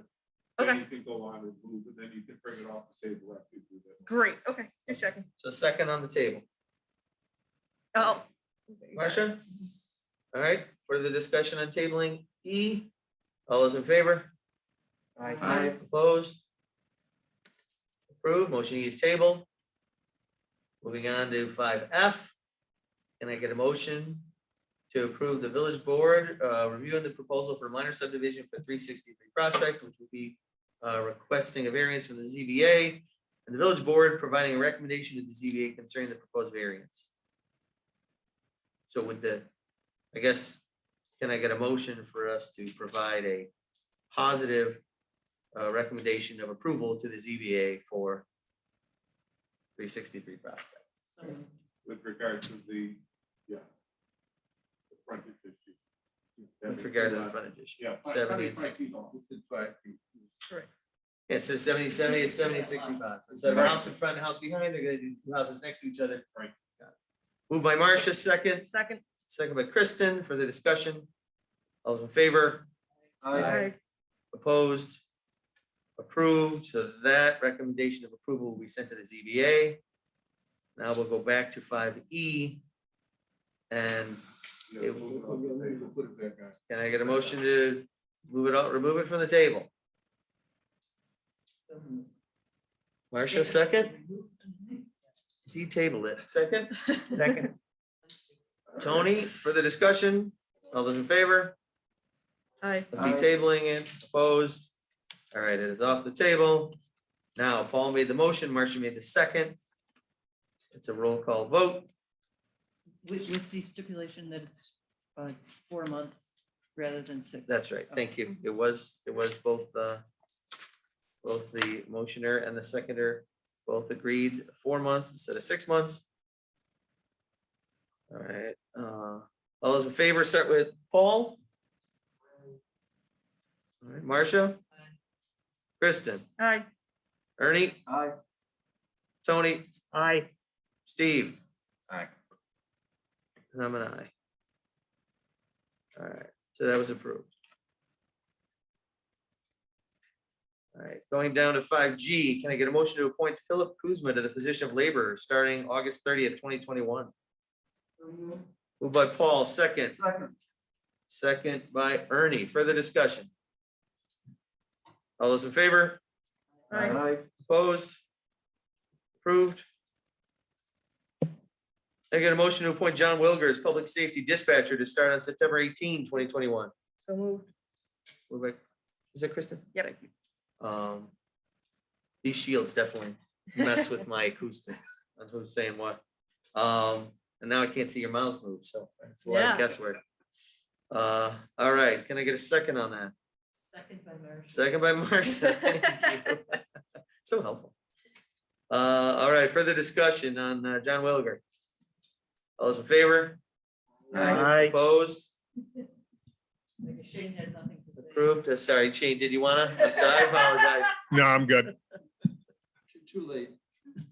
Is John here? Oh, okay, then I don't feel. All right, can I get a motion to appoint Andrew Atkinson as a part-time public safety dispatcher starting September 13th, 2021? So moved. Moved by Steve, second by Marcia. Further discussion? Shane, is there anything you'd like to say about Andrew Atkinson? No, he's new to us.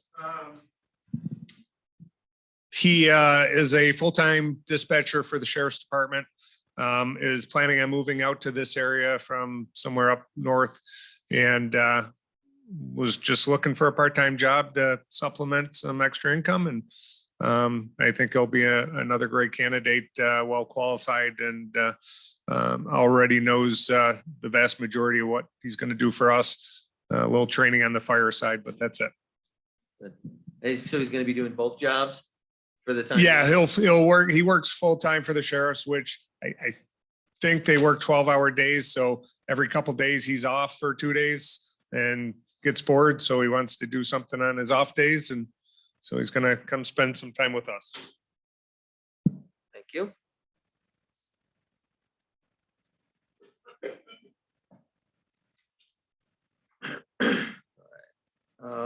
So all those in favor of Andrew Atkinson? Aye. Aye. Aye. Opposed? Approved.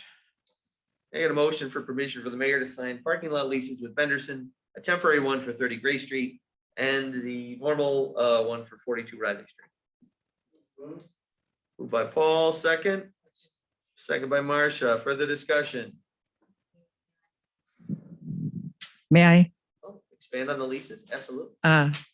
Well, the temporary one is just, actually, it's just a little bit more help, just in case anybody still might need alternate parking for the culvert project while that's still going on. So that's quite simple.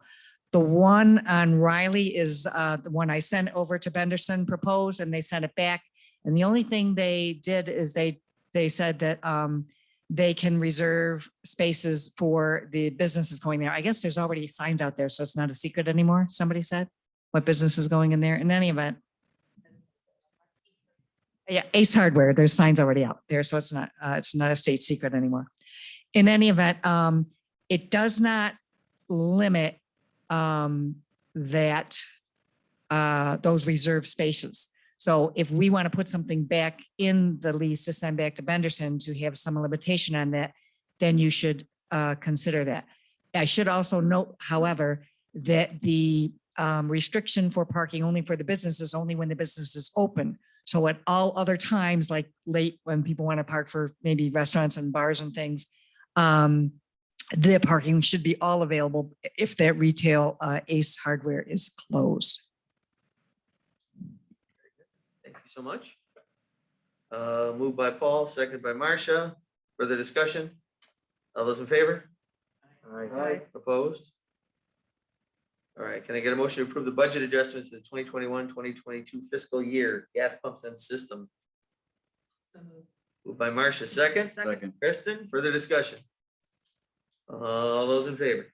Aye. Opposed? Approved. I get a motion to approve a request for a 30-day waiver for a liquor license for Left Coast Taco at 54 Elm Street. So moved. Moved by Steve, second. Second by Marcia. Further discussion? All those in favor? Aye. Opposed? Approved. I get a motion to approve a temporary use permit for End of Elm LLC 657 Person Street for an event with music on October 1st, 2021. So moved. Moved by Marcia, second by, who was that? Steve, second by Steve. Further discussion on this? This is the Oweilers at 6 to 10 PM. Estimated number of people, 300. Shane, what are your thoughts on this? They've been having events similar to this inside. And now they're just moving it outside. It may be a little bigger than the past events, but they haven't been an issue in the past.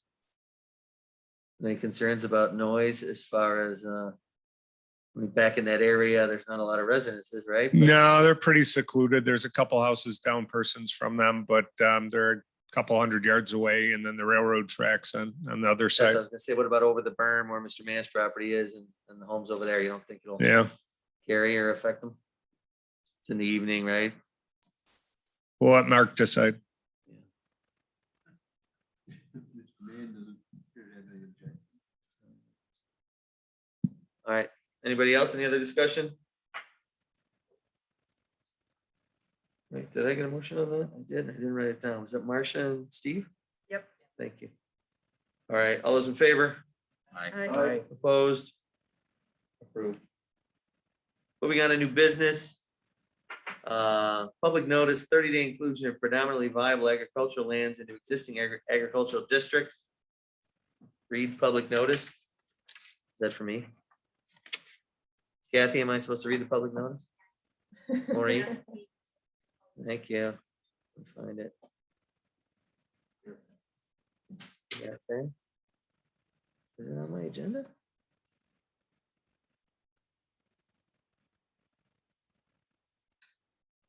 You got it handy? Oh, there it is. I got it.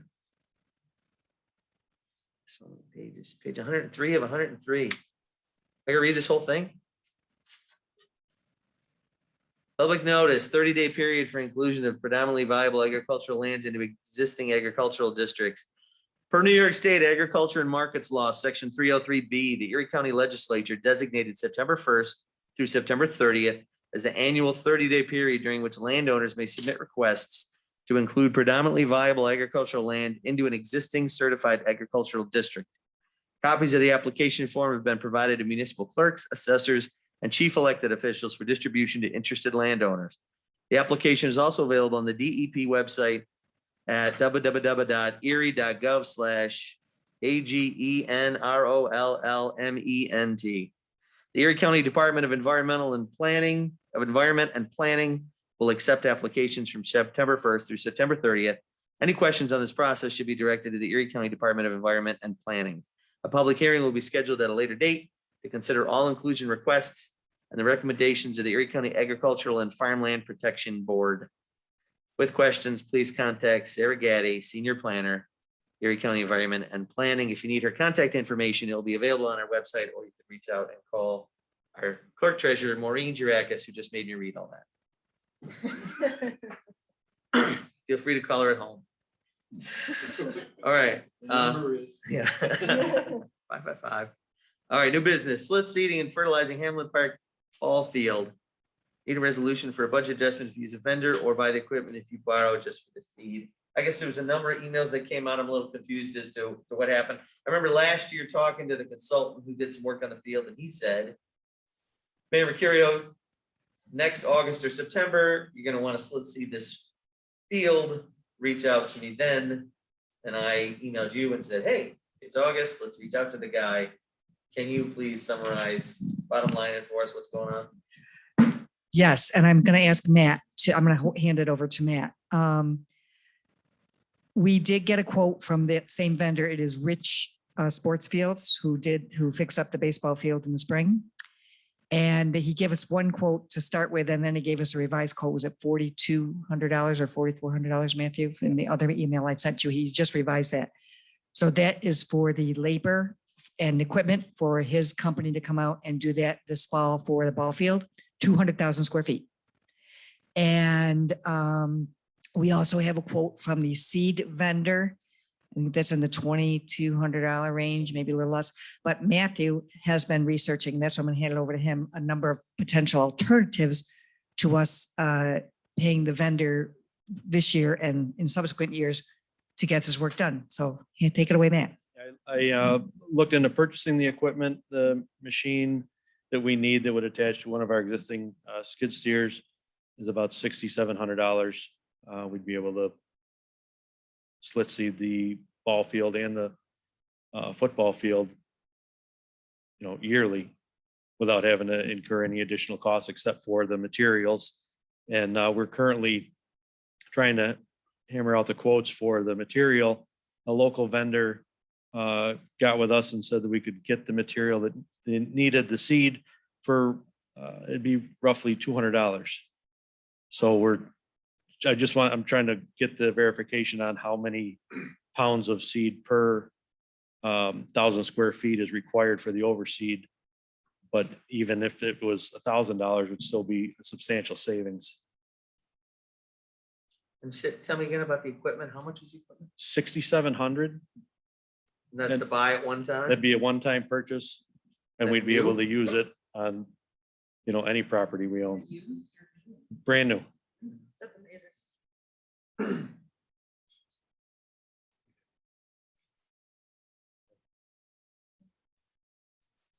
So 6,700 to buy the equipment.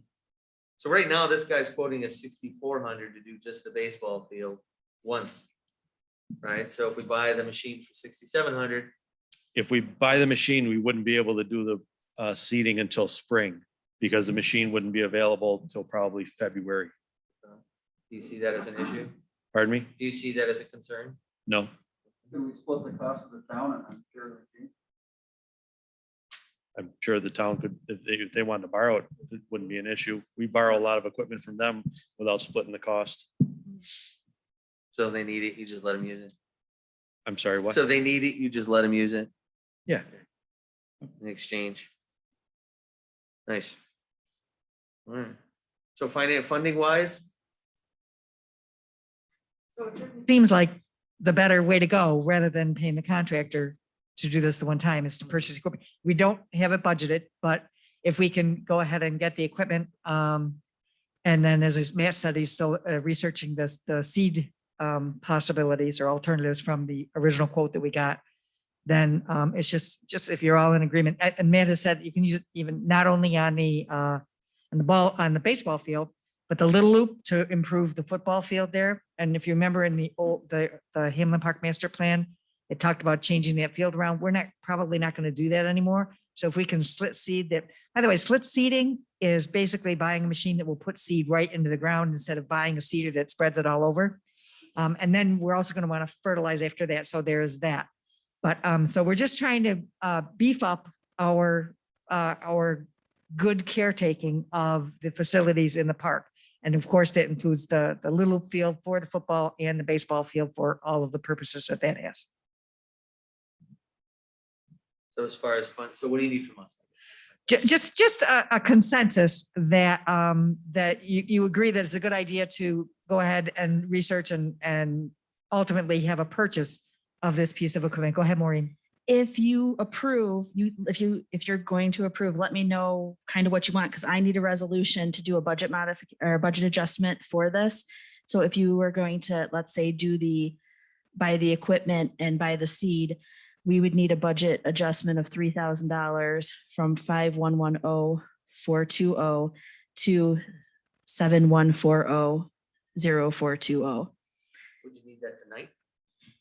He couldn't buy it until we had it go through a board meeting and you guys approve it, because you can tell me you want to approve something, but I have to have that money moved first. But I'm saying we're not, like, the budget year isn't until next June, and this slit seeder. He's gonna be isn't gonna ordering it available now. until February, and we'll be able to use it until April. He's going to order it now And we would have to do a PO out of the money now, and then that would carry over in an encumbrance into the next year.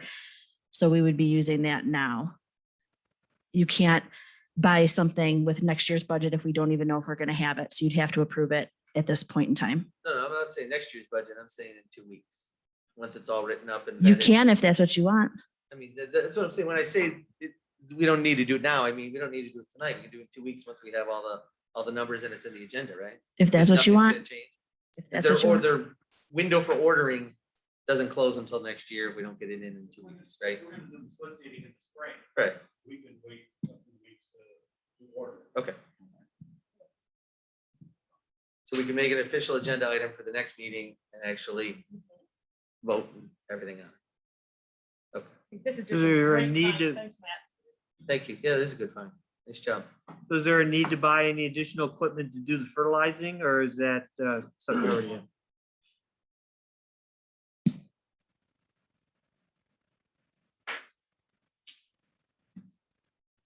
Everybody good with it being on the agenda for next meeting? Sure. Demolition of old salt barn building funded by delaying access gate replacement at DPW, no resolution needed. Right, Christian, you want to tell us all about that? I'm just kidding. Sure. I mean, I read it. I can tell you about it. Matt, can you expand on that for us? We had budgeted, I believe, $8,000 for the replacement of the gate at the DPW to the back lot. And after checking with the scrap steel prices being as high as they were, we reached out to a couple of demolition contractors to get quotes for the removal of that old water tank that used to be the salt storage facility. And the quote came back at $7,000. That they're gonna charge us to take it away or give us to take it? They'll charge us $7,000 to take it away, to take it down and remove it. Because the cost of scrap. Because it's, offsets yeah, the cost of some scrap the offsets expense. their costs. So we talked about it and thought it'd be a good idea to get rid of that now while the scrap price is high and hold off on replacing the gate till next year. So no money needs to be reallocated. It's already in the budget. Just be used for something else. I wonder if you got a quote from somebody to take it down and told them they couldn't have the scrap. I wonder what quote you'd get. What are we gonna do with that? Whether, we don't do anything with the tank No. upright. all What are it we is gonna do with it on the All it ground? is to check the first guy. That's the only reason you're doing it. We've got multiple quotes. You did. Yeah. But I'm saying, did they all get the scrap? Here's why I say this. I had a lot of cast iron in my basement and I called a couple people and they came out and they said, we're gonna charge you $500 to take it away. And then I said, with the cost of scrap, and this is like 12 years ago when scrap was crazy high. I said, with the cost of scrap, I said, you should be paying me to take it. And finally, one guy's like, I'll come in and take it all out for nothing. And so I didn't pay anything. And he just took it out and he got his money for it. That was all I was saying was maybe. if- One issue with this is there is lead paint on it. So it has to be an abatement process when they remove it. And they could still So- scrap it with lead paint on? Yep. Yeah. So that, this 7,000 includes everything, Yep, all the control and everything. right down to nothing. So what do you need from us? Nothing. We're just letting you know we're gonna do it. Just keep us in the loop. All right. Approve the gate, funding the gate in the budget. Now we're saying we're gonna use the money that you approved for the gate, but we're not gonna get the gate. We're gonna take the salt storage down. You're all We get okay the with it? gate next year and Christine's okay with that? Yeah, it was her idea. Oh, nice. She's a team player. Yeah. Thank her for us, would you? Cannabis discussion. Yeah. I think Ernie and, not Ernie, Tony and Paul, right? We're on the subcommittee who are gonna look at some of the pros and cons of cannabis and its effect on our municipality. You guys have anything you wanna throw out at this point? I do want to say that there are studies out there that were published this summer. They're not old, talking about things like increased house values in markets like Denver, where recreational dispensaries are open. They talk about the fact that could potentially increase housing value by $500 for each dispensary that's open in a bigger city, that kind of environment. It can mean a difference of $20,000. Unfortunately, they're all focused on big cities. There's not anything that more directly applies to our size environment. There are also some studies out there that Shane's mentioned before about potential for increased traffic accidents. Again, there's some people who will say, hey, the risk of increased crime and other things are relatively minimal. But it's not directly correlating to whether or not you have a dispensary in your area. So from that point of view, as a village, we could opt in and leverage some of the existing state language. The state language, for instance, talks about the fact that you're not allowed to open a retail establishment within 500 feet of a school grounds or 200 feet of a house of worship. So you're automatically starting with holes kind of carved out of the village anyway. The state law does say that if you do opt in, you can't make it so restrictive that nobody could actually make a business out of doing it. If you say it can't be within a mile of the school, in effect, you'd rule out the entire village. So that is not allowed. But again, what we're seeing is that in terms of surrounding areas, there's a lot of indications that Buffalo will opt in, Dunkirk will opt in, Jamestown will opt in, the places that are big. From a town perspective, we're hearing that Marilla is opting out and Orchard Park Town will be potentially opting in based on the low number of people they've got there. All right, It I talked to, sounds like the liquor, same rules apply for if you want to open a bar or a liquor store. This is the school. Yeah, because the intent is to bond together the alcohol board with the cannabis board. So they're going to have a common supervisory infrastructure, and they're going to develop some additional rules. Unfortunately, the original intent when they passed the law in the beginning of the spring was to try and staff this up, but it never got staffed. So the new governor is going to have to appoint some more people to actually put it in place and flesh some of this out. The suggestion then is if you opt in now, you end up with potentially some blank spots that you don't know how they're going to fence you in later on.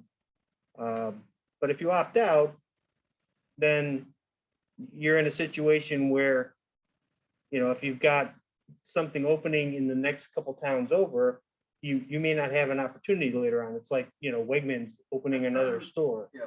You may be too close. now, the way the state legislation was rolled out, are people gonna be able to open stuff in 2022?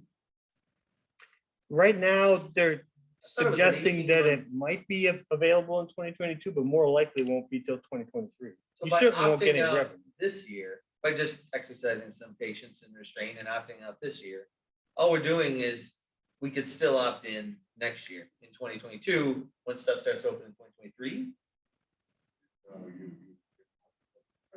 My recollection was. You get it out.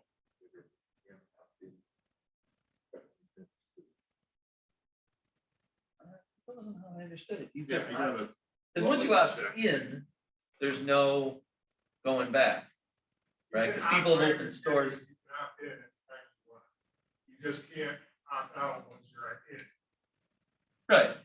If you opt in, people invest money in open businesses, and then you can say, we changed our mind. Once you opt in, you're in. But you can opt out until you're like, okay, you know what? We've looked at it, the surrounding communities, the effect on communities. Yes, we're down with it. We think it's gonna work. The money's actually really gonna be there versus, they were just spouting off numbers that aren't gonna materialize. And then you can opt in at a later date. That's what I understood. Well, it's gonna be all over the place. People are gonna buy it somewhere and it's gonna be in our town everywhere. And it already is to some extent. So people will be able to grow it in their backyards. Right. And, it's pretty commonplace now. And it's, if you opt out, I see it as potentially losing revenue. And, then kind of Orchard Park gets it or Blaisdell, whatever other town decides to do it. The people are gonna buy it there and they're gonna bring it back. And unfortunately, people will be stupid and will do stupid things and they'll be using it and driving or something, and that will happen, just like we'll do that with alcohol today. But it's going to be the most highly regulated business around. I mean, it's going to be so highly regulated that, I just see it as being something that's just going to be very commonplace, like it is in a lot of other places in the world, in other states now, like Colorado or Vermont, common.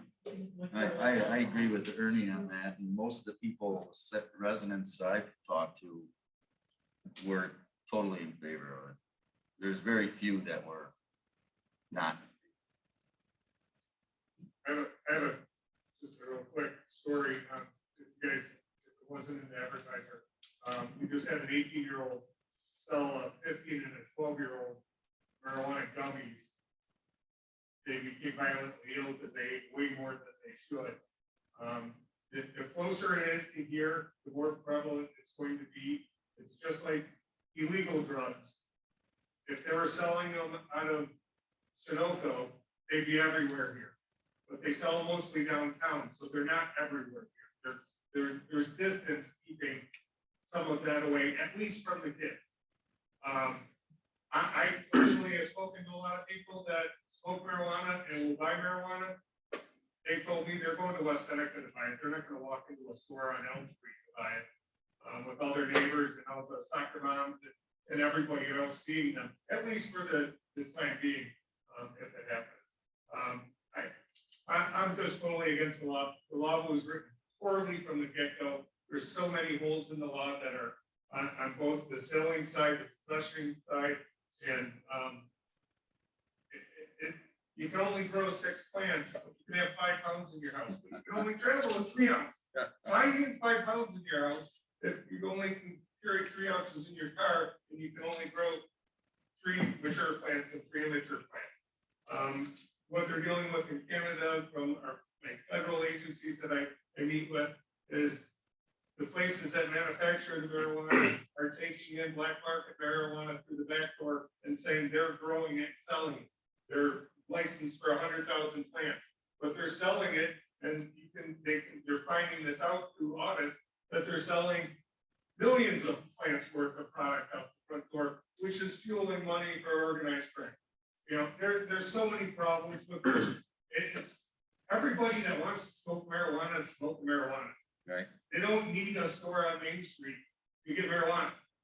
I think it's going to be another vape shop issue where it draws people that are going to cause problems in our business districts that aren't there now, but will be coming if there's a store. All the big towns are going to have multiple stores and are probably going to be bigger stores with better prices. A store might not even last. So, the market's going to play it out. We don't have a big population out of here. We don't have a Burger King in East Aurora because it couldn't be supported. I could see that happening with marijuana. But it's like the cupcake bakeries, right? If they want to open 5 cupcake bakeries, hey, it's their choice, it's their money. You don't have to say, we're going to outlaw. Well, that's a different problem, right? And that's not anything to do directly with the legal ability to sell to adults. It's controlling things inside a house. We're constantly checking businesses for selling cigarettes and alcohol to minors, and it happens what we find out somewhat regularly and stuff. If you think that's not going to happen in marijuana stores, you're sadly mistaken. Every kid can buy a Vermont license or a New York license for that matter online with their picture, their address, everything on it. And the bars are taking them. Hey, yeah, it looks like the license to me. Go ahead, you can come in and buy. There's a lot of issues that sorry, I'm rambling now, but it's It's downgrading society, in my opinion, and the more it happens, the more availability it is, the worse it's going to be. Well, I guess again, my the thought fact is- is, do we need to really rush into it? We don't. I mean, I don't think there's this huge sum at 1.5% or whatever that we're gonna be able to get. And Orchard Park and West End, Cheektowaga and Buffalo are all selling it. I really don't think it's gonna be a significant sum if we just opt out the first year and kind of wait and see and be patient and see how it's affecting the other communities, see what kind of money we're really talking about. I guess my thought is, what's the harm in just waiting until next year? No one says, oh, East Aurora is great, except it needs more weed places. People say East Aurora is great. That's it. Why mess with it? Why mess with a great thing? You know, it's perfect. Why jeopardize that? Let's wait a year and see what effect it has on other communities and then make a better educated decision. Well, the other advantage to that is, again, kind of fleshing out some of these discussions about who gets licenses. The state is going to have a lot of control over trying to funnel some of these licenses to minority-owned businesses and things. So to that extent, they're probably going to prioritize some of the places like Springville and City of Buffalo rather than here. But, you know, again, the advantage of working through the Board of Alcohol is that you've got the same kind of discussion we had earlier today about the Left Coast Taco. You'll get the 30-day notice. You'll be able to review if there's something that's suspect about the person who might be applying. But, you know, some of these things are going to happen no matter what. And to that extent, it's probably not a huge problem. If there's a lot of demand, you'll get things filling in. If there's not a lot of demand, then you haven't lost too much. We've got some empty storefronts, but it's not overwhelming. I'm gonna keep an open mind, because I think, I agree with the mayor. We don't have to rush it. I agree with Shane. You opened up, you know, brought out a whole different angle I didn't think about. But I also agree with Steve. I mean, there's so many ways to look at this. But I think I mostly agree with Pete in that, why rush anything? Right? We could take our time and see how it takes out too. You know, we don't have to, you know, we don't have to move too quickly if we don't want to. Then are we going to coordinate it all with the town? I know they're having their discussions too, so. Yeah, no, Jim talked about, they were looking at opting out for the first year to wait and see as well. I talked to the supervisor of Elma. He led me to believe that that was the direction they were headed as well. Paul, do you have anything to add?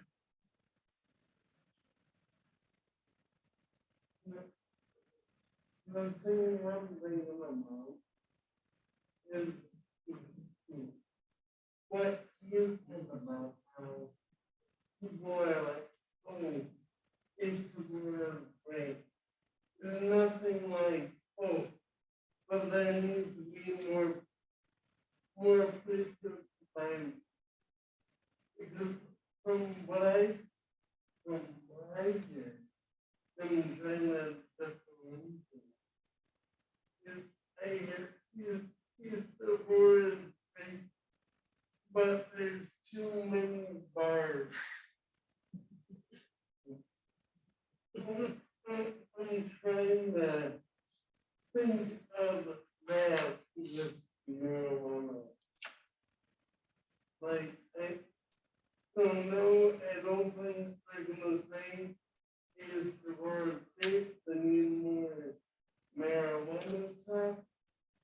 I think there's greater potential for East Aurora State, but there needs to be less marijuana stuff. You know?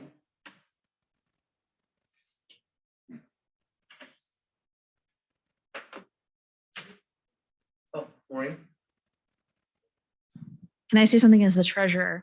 Just something to think about is the amount of money we're gonna bring in would most likely not meet the additional expenses. And you really would need to look at that, because if the town opts in and we opt in, they would have to have a huge sale. I mean, huge amounts of sale, over $1 million, to get like $20,000. So you would really want to look at that and say, well, is that going to cost us more? Are we going to have to spend more on other things to get that small amount? So it's just something to consider.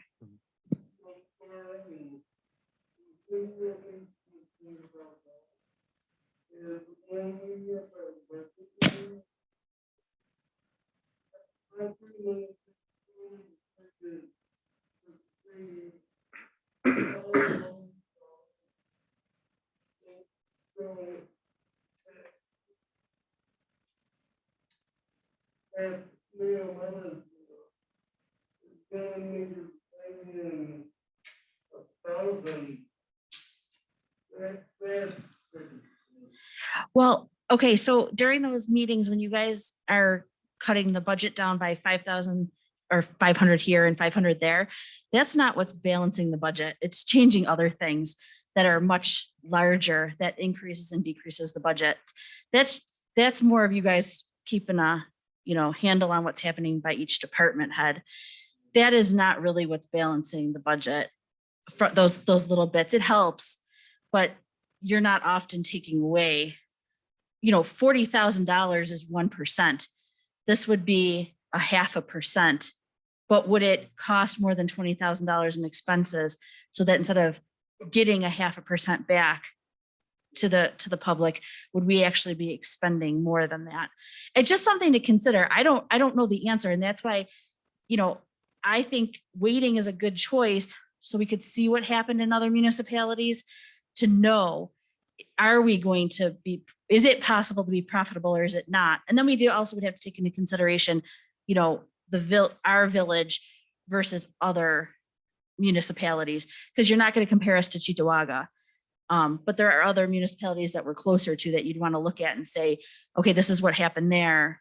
What could possibly happen here? So I do agree that you guys will have more information to consider at that point in time. And I'm just purely making informational thoughts from the treasury perspective. What type of expenses would you anticipate we would incur? I don't know, but I guess in the meetings that I've been in, people have said that they have seen in other areas like increased expenses in policing. I don't know what would happen. I just don't know. And that's the problem, is when I hear when I go to trainings and stuff and they say these things, I don't know. So if we saw what happened in other areas around our area, because when somebody says this happens here or there, well, that's not our area. So I'd like to see, for just the money part, I would like to see what happens in other areas around here to know if there's going to be that cost benefit or if it's going to actually be negative to us. It would be interesting to see what happens around us. And I know a lot of our other municipalities around here are kind of following a little bit of that suit to see what happens. There are some that are very much, we're passing it, but a lot of them in the area are like, we just don't know and we can't take a hit. So they're waiting. Right now, is that, and Shane, you and Tony, you mentioned traffic increase, things like that, check tickets and things. Do you think that's due to really the dispensaries being around, or is that more just the fact that this legislation is here? Well, I'll back up a little bit. While speaking with the organizers of Stop DWI for Erie County, our community is one of the few communities where DWI arrests aren't going down. Is that because Uber and Lyft aren't as available out here? Probably. Is it because we have a bar every 3 feet? Probably. So we don't know. I've read tons and tons of articles, particularly about Colorado when they legalized it, that their quality of life crimes went through the roof. Now, they had a massive, because they were one of the first, or the first. They had a massive amount of late teen, early 20-year-olds decided they wanted to go move to Colorado and live in tents in homeless encampments because they could buy marijuana there. We're probably not going to have those issues to that extent. But like I have brought up, the ongoing issues that we had prior to COVID with the vape shop up on Main Street, the late teens hanging out in their cars out back, whether they were buying illegal stuff or vape stuff that they weren't old enough to buy inside, we couldn't ever determine that. We got the health department involved and did some inspections and found some violations. But it's ongoing. And Steve, if you're hanging out in your car waiting for the marijuana store to open up, you're probably not going to give the old lady a hard time going to get yarn at the store next door. But there are younger people and older people. Well, that may be too, but there might be other people that don't care about bothering other people. And whether it's vape shops, marijuana shops, some bars, they draw people that don't care about other people and want to do whatever they want to do. If they want to dump out all their McDonald's bags from their car onto the parking lot, they'll do that. It just, again, the town of Orchard Park's going to opt in because they've got 2 board members and no supervisor, and 1 board member already said he's not opting out. Marijuana is going to be available legally if somebody from East Aurora wants to buy it. I personally just think, take a breath, sit back. Nobody's not going to be able to get marijuana if you as a board say we're opting out for right now. It's everybody's got access to cars. Everybody's going to get their marijuana and can bring it home. They can grow it, like you said, in small quantities. Again, when we've got a 12 and 15-year-old throwing up in Hamlin Park because they eat marijuana gummies, it bothers me a lot. I mean, I've spent the last 29 and a half years arresting people with marijuana and having a canine dog taking pounds of marijuana out of cars on the 400 and doing all that stuff. And you can't smoke a cigarette because, smoking's bad for you. Well, smoke this stuff. It's okay for you. I've worked a career fighting drugs and to this day, if I find an 18-year-old with marijuana on him, the law says he can't possess it, but the law doesn't say that I can arrest him for it. I mean, it's absurd. It just, there's a lot that needs to happen. This was just rushed right through for political reasons. And I think the laws need to be fixed. And I think, again, and I'll say this again, you might opt in and nobody's willing to sunk a whole bunch of money into a store for marijuana out here because we don't have the population. So I don't know if that would happen or not, but. So at this point, there still isn't any way to do a driving while impaired test. We don't have any costs that are potentially associated with that, do we? Right now we don't, but we're going to have officers trained as drug recognition experts. We are constantly searching for drug recognition experts right now.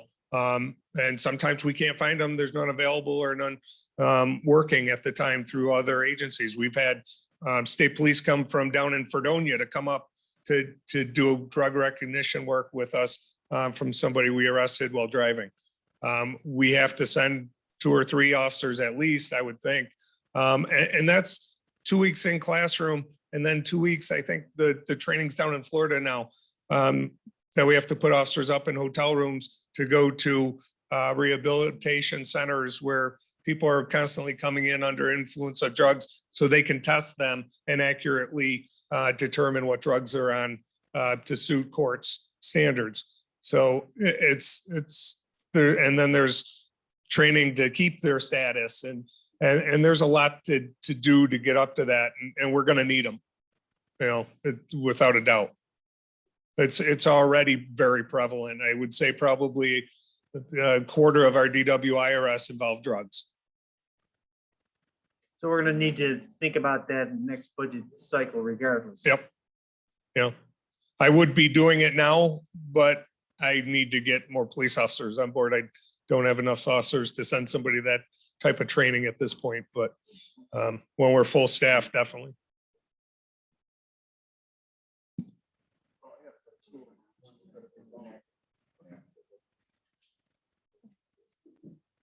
We need to throw a paper airplane at the mayor. I gotta submit my kids for the first time in our own school. Oh, yeah. Oh, you didn't have students today? No, tomorrow's my first day. Does Ann have it today? I have a lot of confused scared kids. All right, so next steps timeline wise, I guess for the opt-in or opt-out, what are we looking at, Chris and Kathy? Well, if you have to pass local law to opt out, and that's only for dispensaries and consumption establishments. Obviously, people can walk down the hall or walk down the street, smoke it or grow it. But that's also subject to a permissive referendum.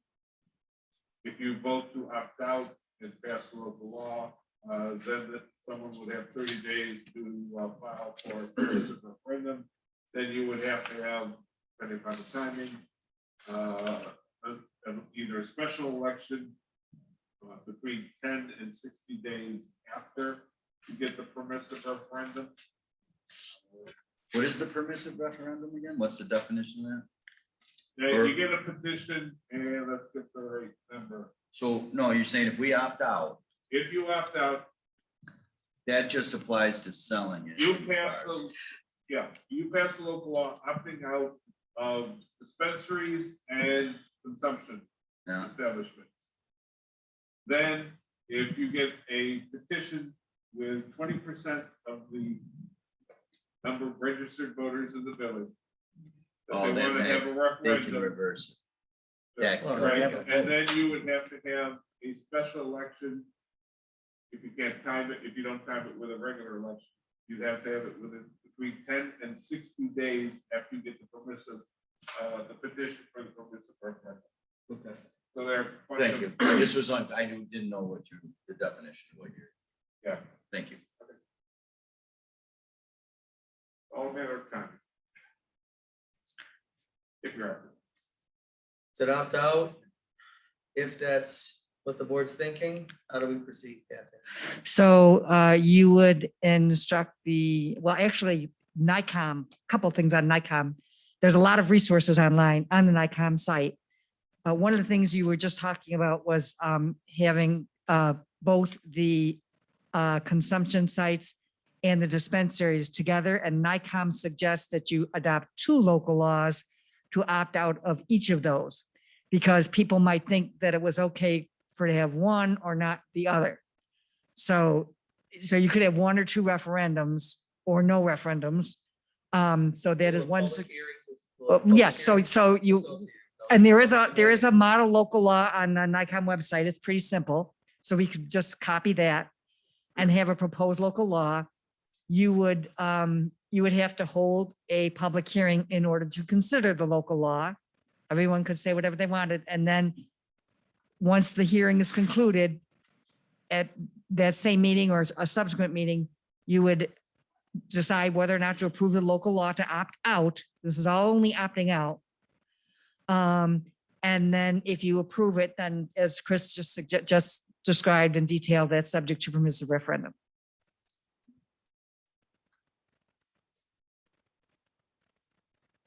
So is the board okay with moving forward with the concept of opting out and then having the public weigh in on it and then we vote on it? Yeah. Yeah, scheduling a public hearing sounds like a good idea. I agree. So what do you need to put on the next agenda? Can they make a motion tonight to schedule the public hearing for October 7th? So we don't have to, I mean, they can just do it like that if they are ready to do It that. would be Hearing on October 7th. 5th, I think. It's October Moved by 5th. Steve, second? 4th. Second by Ernie. Okay, so it's a public hearing at the first meeting in October, which I believe is the 4th. Does anybody have, I think is the 4th. So on October 4th, on a proposed local Can we do it law the- can we do it to, The next meeting, I will not be available that day. I'm I'd sorry, like to hear the input. Can we do it on the meeting after that? that's up to all of Is them. that- I mean, we got till the end of the year, right? It's not That's like fine, we're when not a mad rush. do it when everybody's available. Yeah, that's fine. So October 20th, October 18th. I'm sorry, 18th. And you're gonna have the two local laws. And do you want to separate it for the two? There's a NICOM suggestion? Probably then have two different votes. Okay, so a motion for a public hearing for one and a motion for public hearing for the other for the local laws. So can I get a motion to schedule a public hearing for October 18th for our 6 o'clock village board meeting? To what? Opt Consider- out of having consumption sites. Consider opting out of having cannabis consumption sites in the village of East Aurora. So move. Moved by Steve, second by Ernie. Further discussion? All those in favor? Aye. Opposed? Approved.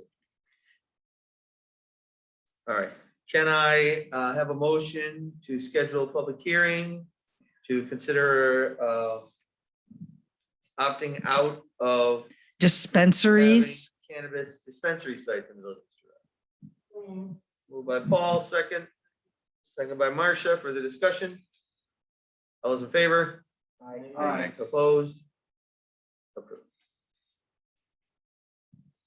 Just so you know, Mark, I wasn't ignoring you before, but the time for public comment will be at these public hearings. I knew that that was gonna be part of the process. Yeah, I was just gonna point out that the petty theft in Denver, marijuana, yes, it's gone crazy. They My go- wife spends a lot of time in Denver. They lock everything up. All right, so everybody okay with that concluding today's cannabis discussion? All right, moving on to speakers and communications. This is your second opportunity to speak on any topic you'd like. Please raise your hand when called on. Come up and identify yourself. Sir, You guys have to wear masks behind those things. Everybody's in their own cubicle. we don't have to. Okay, it's just. I thought we already. I mean, It was encouraged. I know. I have to wear it all day at school, so. I'm old and I can't hear because I'm Yeah. in a machine shop all the time. It's tough. We gotta use these microphones. Yeah. Any other comments? So much for public hearing. Yeah. Mark, you're good? You're all set? All right, moving on to department head report. Shane.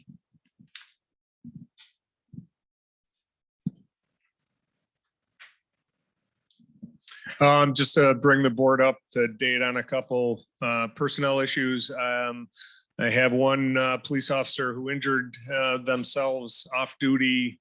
And we're hoping to maybe be able to get him in light duty, but he's probably going to be out full duty for 3 to 4 months.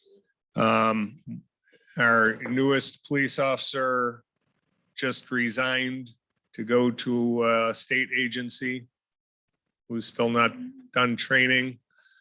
But with tonight's hire, we have another candidate that we're doing a background on now. We hope to get to you at the next board meeting or two. And then I'll be looking for more. So hiring's been a large part of my time recently. How many openings do you have now? 2? Well, and I forgot to mention, one of our older officers that the mayor and the village are familiar with is going to be resigning, I think, at the end of next week to go to the sheriff's department so he can retire from the sheriff's department. It's a strange deal, but he's doing that too. So we're at 13 once that officer leaves, I believe. So we, with tonight's hire, I think will put us at 14. And then we gotta get back up to 17. So, and that's without even knowing what the school wants to do for an SRO position. So if you know any police officers that want to come live in East Aurora, let me know.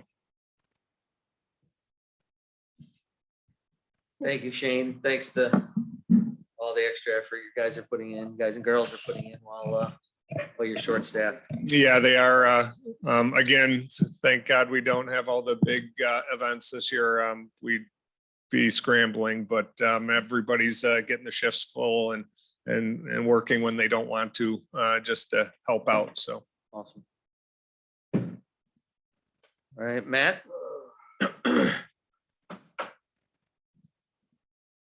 We've done quite a bit of work at the Hamlin Park this summer, new track, a lot of seating around the track, poured concrete pads underneath the new bleachers for the football.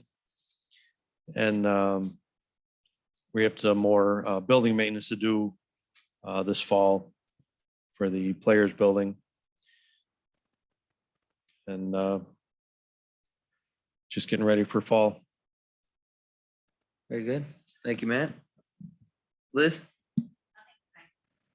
Kathy?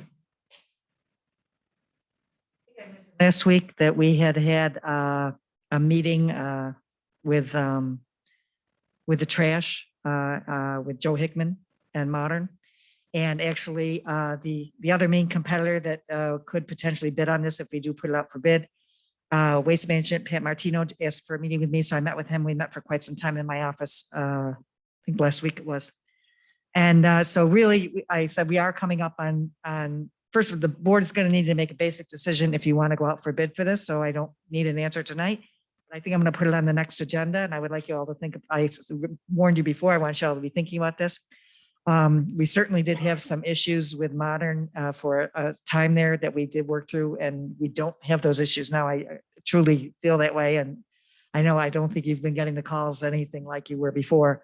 And Christine, who takes most of those calls, says it's just pretty much normal what you would expect as far as we're getting. So the decision is, do we stay on the contract with a little bit of an elevation of what we know will be a certain price? And if we go the next 3 years, because it's 3 years at a time up to 9 years, or do we put it out for bid and see if we can get better pricing, or maybe not get better pricing? Hard to know. There's one other player in the area that could potentially bid on this that was not here before. So you'll just want to be thinking about that. And I would like for you to have a discussion at your next meeting. So basically we can decide if you want to bid it or not, because I want to have a lot of lead time. It's next June when the new contract would start, but there's a lot to think about. I want to reach out to a contact and a resource up in Niagara County that Joe Hickman from Modern suggested. I don't know if we want to get into doing, surveys in the community as far as whatever's concerned. So think about it. Call me with any comments or questions in the meantime, and I would like to have a discussion about it at your next meeting. Any quick updates on the culvert project too? I had a couple of representatives from businesses over the weekend tell me that they were super impressed with how smooth it was going and how Mark Cerrone, GHD conducting themselves in the project. And they're just very optimistic feedback so far. I don't know what everyone else is hearing or what your thoughts are. Completely agreed on the assessment of the project with our new engineering firm and with the contractor that was selected, Mark Cerrone. They have just been doing an outstanding job. They are working this as quickly as they possibly can with all of their equipment and personnel out on the site. Yes, I was going to give the culvert. It's all of the pieces of the culvert, 45 or 46 of the precast concrete culvert that Kistner Concrete manufactured are in the ground. They can only bring in 2 at a time on a big tractor trailer. I don't know if you saw the great big crane. I've got pictures of it. Massive crane to lift these into the ground. And the trench that had to be was required, and you need to be opened up behind 227 Main, the restaurant there. That has been filled in, and it's all blacktop, whatever over there. Whether or not it's the final, it might not be, because they've still got a lot of that to do. So a lot of the work is being done and completed, and it's on a good schedule, and certainly within budget. I do have the parking lot leases out for the new areas for the added parking that is proposed to go there. So those are out right now, and I'm just waiting here. I've got the 3 property owners that those are involved with. So hopefully going to get those back. And so they'll all be squared away, and it is in very good condition. So it's doing very, very well. That's it. Thank you. Maureen? I do still have the tote survey out. I'm waiting for a couple more people to respond. Once I get responses from the last couple, I'll get that information out to the board so you can consider that for what Kathy is looking for. And then the biggest thing is next week or next board meeting, I will not be here, nor will Jess. So if you have questions for me, please try to get them to me ahead of time because I will be at NICOM training. Good. Not that you need it. Good. It's always, personal development's always a good thing. Thank you, Maureen. All right, Steve, I'm all good tonight. Tony, I'm done. Ernie, Also. Kristen, I'm good. Marcia, don't mess this up for us. Paul, I have all the kids and teachers and the state. Thank you, Paul. nice. Here. I am moved back. Thank you. Just like to remind everybody, COVID is real. Get vaccinated, wear a mask. Keep doing your part until this is no longer a threat to all of us. Can I get a motion to adjourn? So move. Moved by Steve, second. Second. Second by I think. Marcia. Further discussion? All those in favor? Opposed? Meeting is adjourned. Thank you so much for coming.